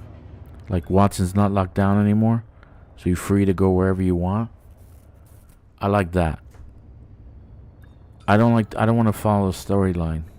Matter of fact, I don't want to follow any storyline if I'm doing Cyberpunk. In Starfield, they do the same thing. You have to follow story. I'm like, what? Why are they doing this? This sucks. I just want to play the way I want to play, not the way you want to play. Okay. Almost done. Yeah, I think Cyberpunk's okay. I just don't like watching a movie. Once you're free from Watson, once you're past Act 2, then it's okay. Then the game gets better. So you can upgrade your cyberware, you upgrade your guns, you do crafting, gear. Though the clothes could be nicer, They can do something with the clothes, but there are plenty of modules that modders built. But I don't like playing with mods.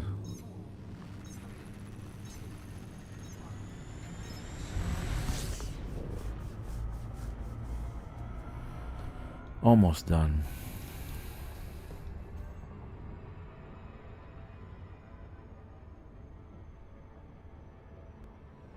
So I almost unloaded an entire fleet carrier. I should be done within 10-15 minutes. An entire fleet carrier within 2 hours. That's freaking awesome. I used to take 3.5 to 4 hours.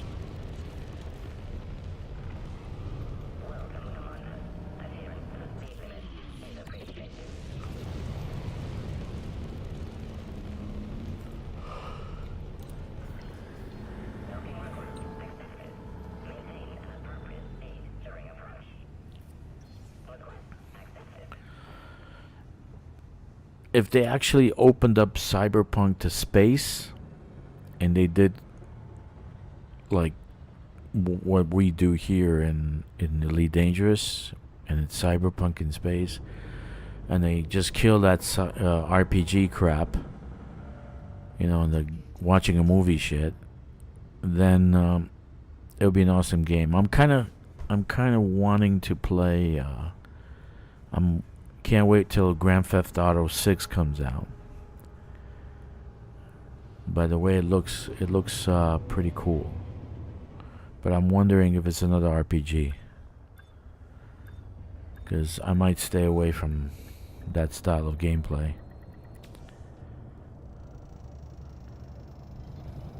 I don't want to watch movies.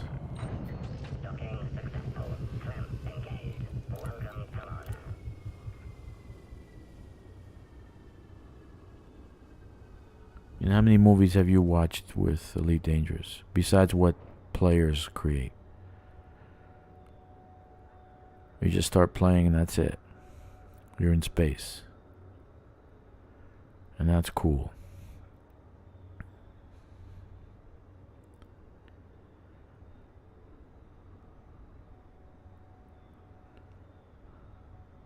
Some of you will be old enough to realize what the name that I chose for this fleet carrier, what it was. It was a band in the 80s, and it was kind of like an operatic metal style.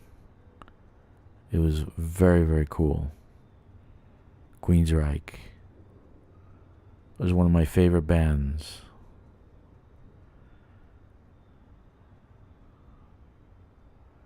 Though I never saw him in concert. The only concert I did see, well, I saw a lot, but the ones that I really like to see is AC/DC. That was my favorite band to watch. There was so much energy.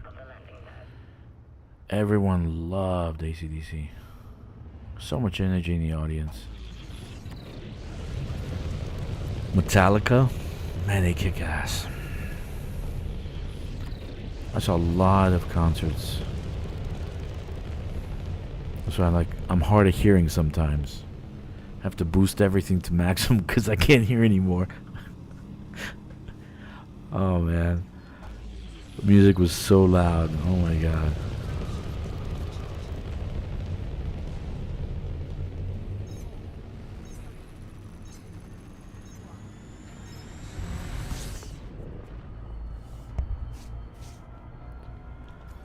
Alright, almost done.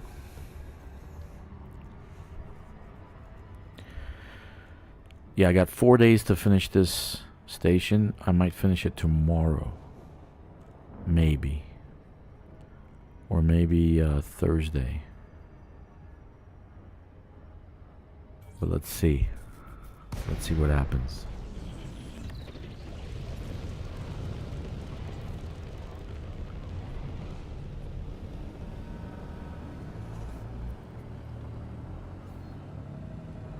Yeah, the stream is almost 2 hours. So that means I took 2 hours to unload a fleet carrier. Not bad. Thank you for joining my stream. Wow, a lot of views. You guys are watching away. You're probably playing the game while you're watching me, or you're listening to me talk. I'm glad. I'm glad you're here. I appreciate it. If you have suggestions, leave comments. Any kind of comment will be helpful. Like one guy said, "Why the hell are you doing AI pictures?" I'm like, what else am I gonna do? But I found lots of pictures that commanders took in space and all that.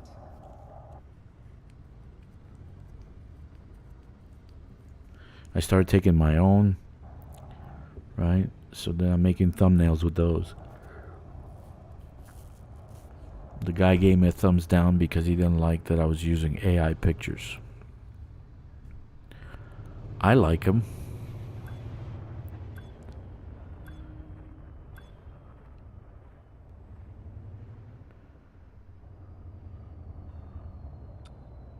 I do make AI music, but it's not as easy as you think. AI music is not easy. You kind of you have to have a little bit of music theory. You kind of, I wrote all my songs, all the ones that have lyrics I wrote. You have to tell the AI what you want, right? When you want it. When the bridge, what you should play during the bridge, what you should play, when you should play the solo, what key you want the song to be in, beats per minute, right?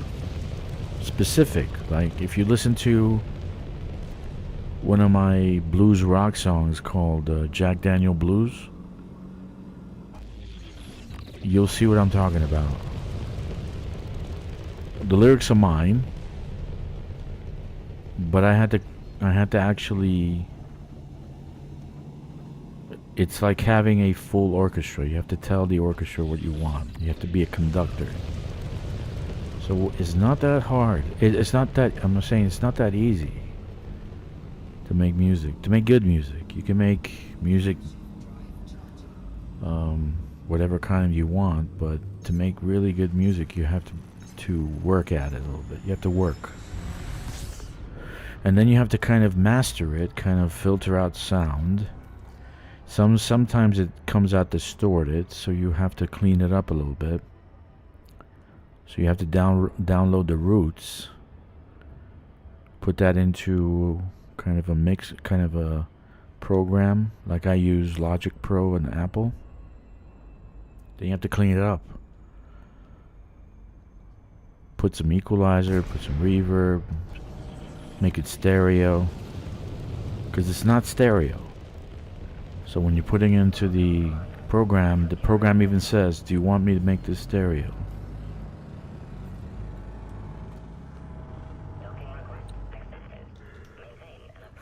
So it's not that easy to make AI music, though it's good AI music. Though it's available, I encourage you to play around with it. Play around with all the tools nowadays. You'll be surprised. Making pictures, making movies. It really brings out the creativeness of someone. And who knows, you might be the next Steven Spielberg. So I encourage you to do that. You should. I told Corvus, if I had that, and my friends at work, man, if I had this when I was a teenager, oh my God, the things I would do. I would be Michael Jackson today. But seriously speaking, it's a lot of good tools out there. And they're tools, they're not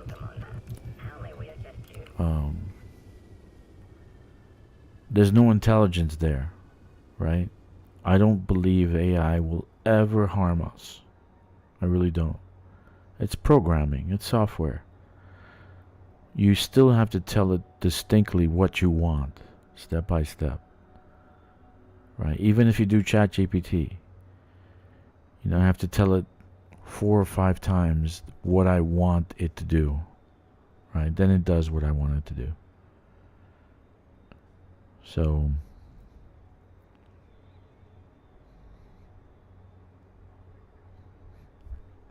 it'll never take over. Never. Though I would like to have a robot, a Tesla robot that I saw. That would be nice. I never would let them drive my own car. Like a self-driving car. Never. Never. Never. So I enjoy driving. I really do.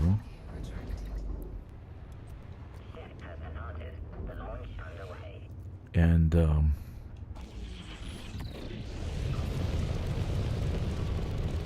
I could never let a robot drive my car, or the car drive itself. Never. But it has functionality. ChatGPT is very good for research. If I forgot something, I'm like, what is this thing? I forgot. So I'll tell ChatGPT what I'm looking for, because I can't think of what I was looking for, and then all of a sudden it figures it out. Were you looking for this? Oh yeah, that's right. Making pictures. It's great. I love AI.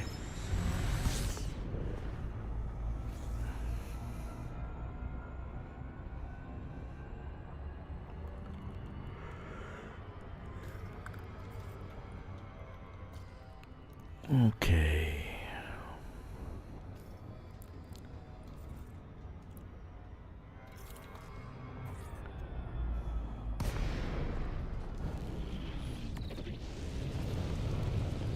Almost finished.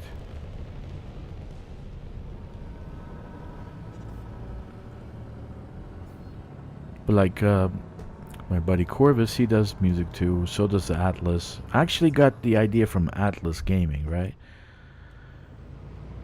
He put on the music one day, right? I said, I want to make a video one day. So I told him I tried to get AC/DC to give me a license for one of their songs. But they wanted a lot of money for me to use it in my video, right? So I'm like, dude, it's just going to be like a 10-minute video. It's a space game. It's like very few people actually look at the space game. Very few people. You don't get 200,000 views. You get 1,000, 2,000 maybe. Ricardo Gaming, he gets a lot. But like, then one day, I was watching Atlas Gaming live stream. I was like, dude, where'd you get that music? It's really good. He said, I use Suno. He tells me about Suno, right? And then I started looking into it myself. I shopped around a little bit. I found one I liked. I didn't like Suno per se, right? They don't let you keep your own music. It's like if you wanted to publish, it's not yours to publish. It's still theirs.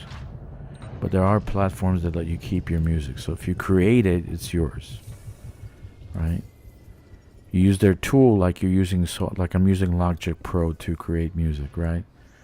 Apple's not going to say, well, it's our music because you use our software. So I used it, and man, I just, every week I have to create some kind of music. But you get around that copyright thing. You don't need to ask AC/DC to give you a license. You can create your own AC/DC songs, right? The first one I made, I put online. I think it had 1,700 views, right? It's Darkness Falls. And I made a video with it. Kind of an AI video. Not very good, but it's something. right? So you get around that copyright thing. So if you want to put music in your stream, or you want to put music in your video, you know, you don't get copyright strike. Because if you can't get copyright strike, some of these Elite Dangerous streamers had got copyright strike because that song you play when you enter the station through the mail slot, that song they play is copyrighted. So you actually get a copyright strike, and you can't get banned for getting that. So there's too many rules.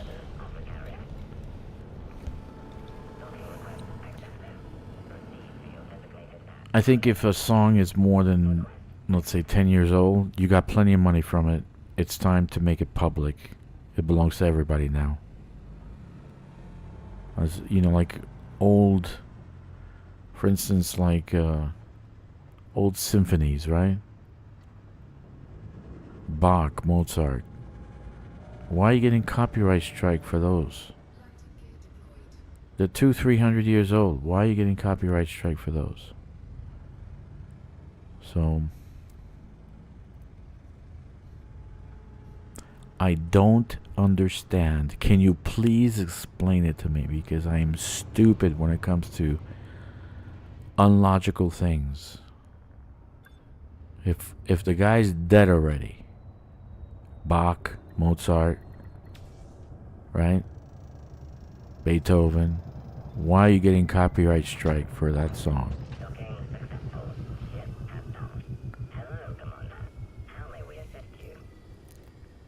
When does copyright end?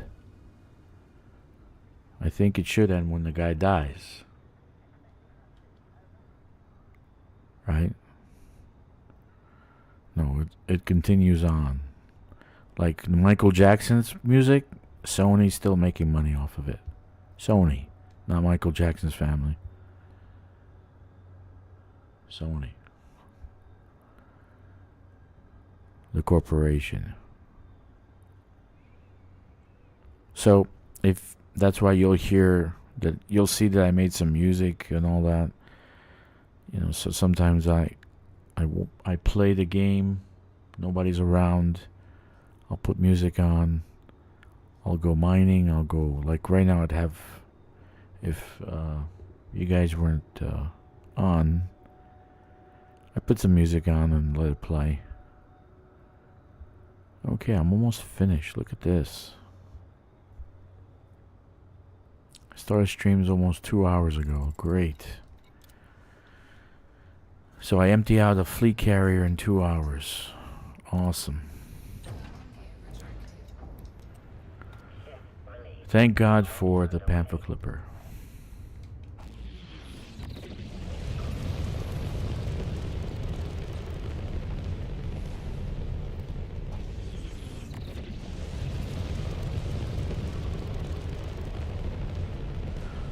Have you done the community goal? Have you signed up for it? It's even though they're giving you 6 times the galactic standard, which is like 333,000 for platinum. If you do enough of it, you're gonna get 100, 200 million, and that's gonna add to the overall average of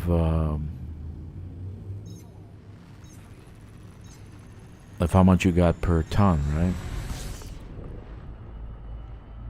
So I want to do the new account. I want to get the T8 and mine, so I can try to get close to a half a bill, 500 million, because that's about how much a Panther Clipper is going to cost to build. I don't know how much this one is. Let's see. What's the rebuy on it? I don't know. But I know it's like half a billion.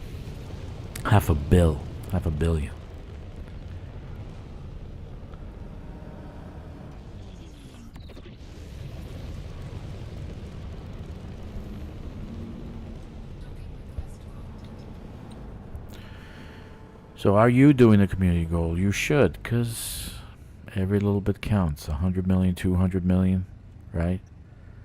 For just hauling some rocks. The best system for platinum is Omicron Capricorni B. And it's planet B1. It's a high metal content world that has rings, metal rings that you can mine platinum in. And that is an awesome location. It's one of my favorite right now. It's really, really good. And within an hour, you can fill up a Type 11. So I think that's pretty cool.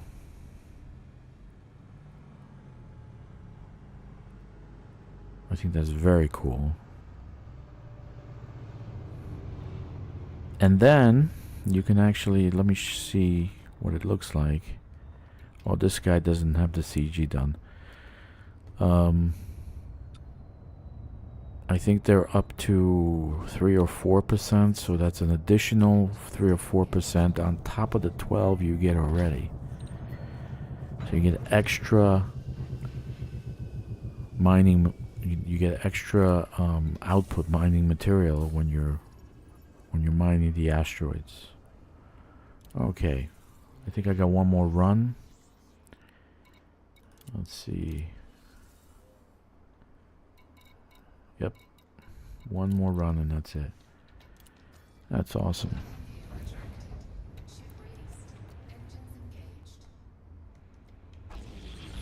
But you should. 100, 150, 200 million. That's freaking awesome, man. For doing no work.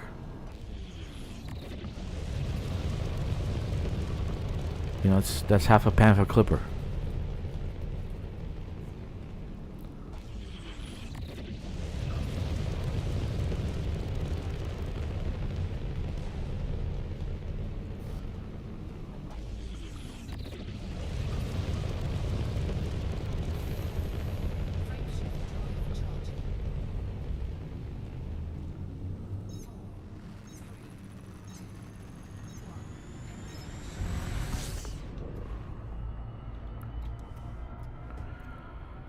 Yeah, very, very nice. I wish they give like at like tier 5 or something, they would give you an extra cargo rack or something. They'd focus on something else besides bonuses to mining. The equipment would be very useful, and you can have more people do the CG. I really would want to see more equipment.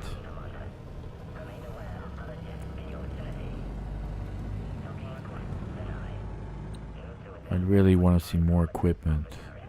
Even if they had like a pre-engineered mining volley repeater, that if you get a certain level, let's say tier 3, tier 4, you would get it unlocked that you can put it on any ship. Do you know how great that would be? That would be phenomenal. Everybody would join SCG. Everyone. That's what makes the Type 11 so good. The MVR and the Type 2 Universal Olympic Controller. Those two modules make that chip. If you put those on a Python will be kick-ass. You put those on a Panther Clipper, be kick-ass. On any ship, you put those modules on, it makes it kick-ass. Right? It doesn't have to be on a Type 11.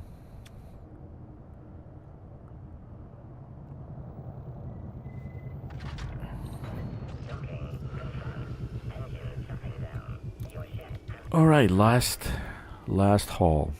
Very nice.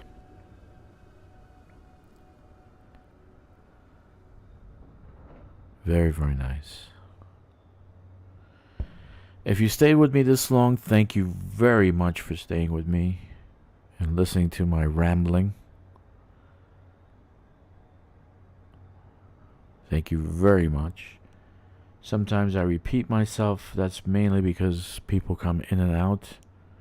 And so I don't know who I have here in chat, who's talking to me and who's not. Later on, when I have more people, we'll talk about movies. Why I hate movies. Oh my god, I hate movies coming on now. Haven't seen anything decent in a long time. What I am happy about is I saw a commercial for the new Mandalorian, and in the commercial, Grogu speaks. He has a voice. My daughter loves Grogu. I want a Grogu. Why can't he be real? He can be a good addition to my family. A little green animal. Yeah, Grogu speaks.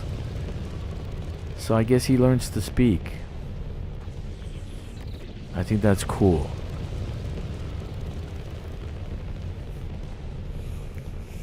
So maybe they bring back Star Wars. They put Star Wars back in The Mandalorian instead of making a woke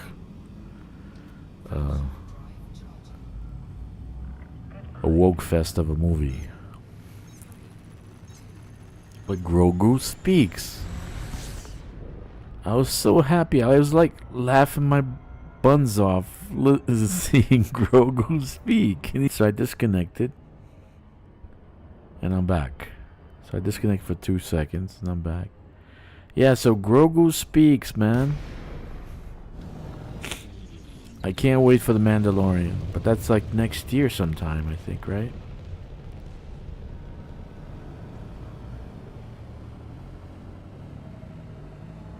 Am I back? Are you guys back? Are you seeing me or are you... Let's see. Contacts, request.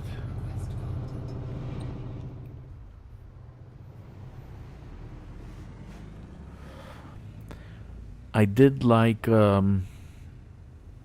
Skeleton Crew.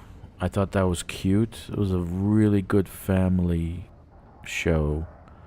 I did have my daughter watch it. She kind of enjoyed it. Because it was like kids being kids, right? So she liked it.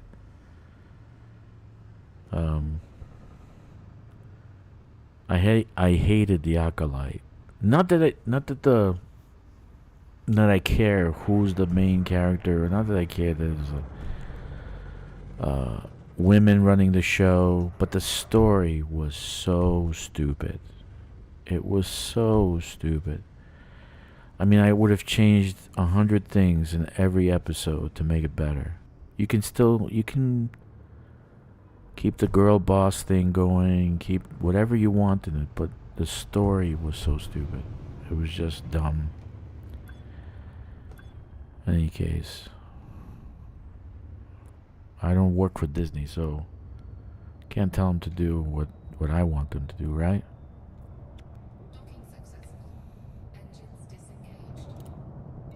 But that's what I find the problem with nowadays. Mostly the storyline is just utterly retarded. It's just stupid. Okay. So I'm done with titanium. Not much left. And 43% left. Aluminum. Insulating membrane. Steel. Where do you find these? In a refinery. That's right, in a refinery.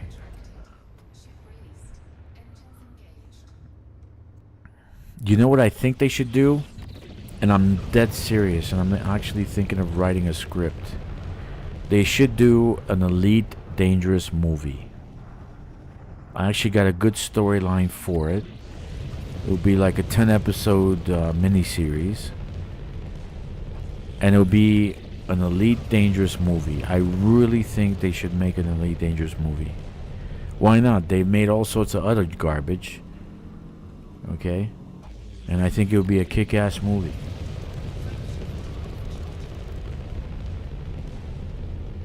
Right? There's a I think that would be an awesome movie. Or an awesome series. 1 hour each episode, 10 episodes. I think it'd be an awesome series.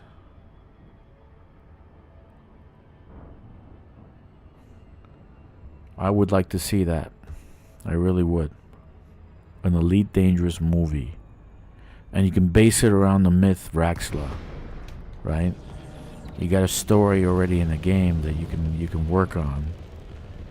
And the mystery is there, so you can actually work out every episode into. You could work a mystery into that in every episode. But I think it'd be a great idea.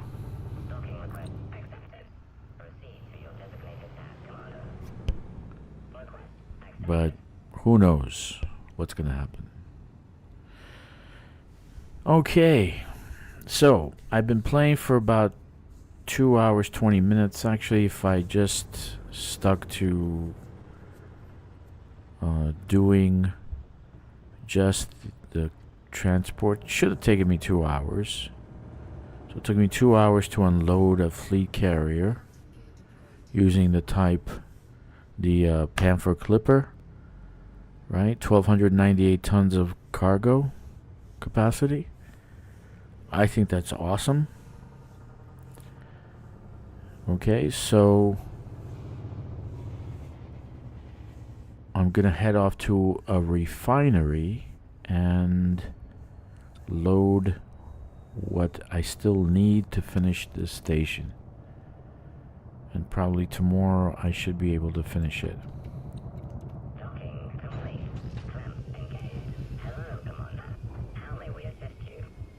I think that's a good thing.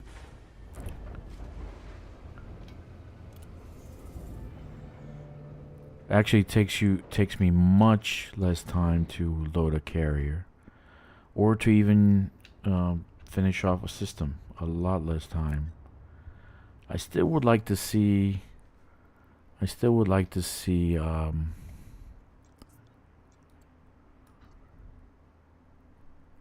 What did I do? I made a boo boo. I still would like to see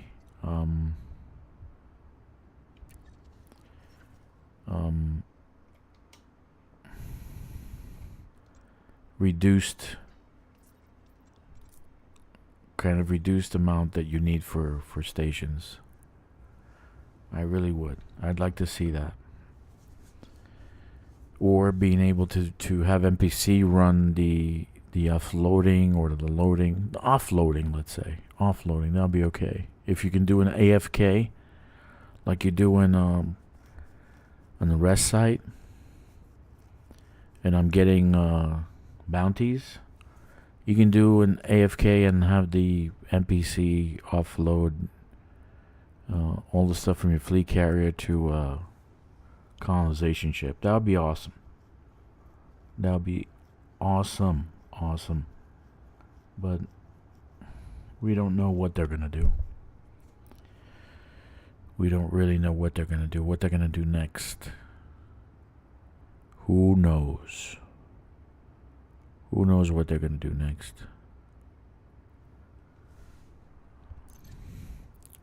Who knows what they're gonna do next?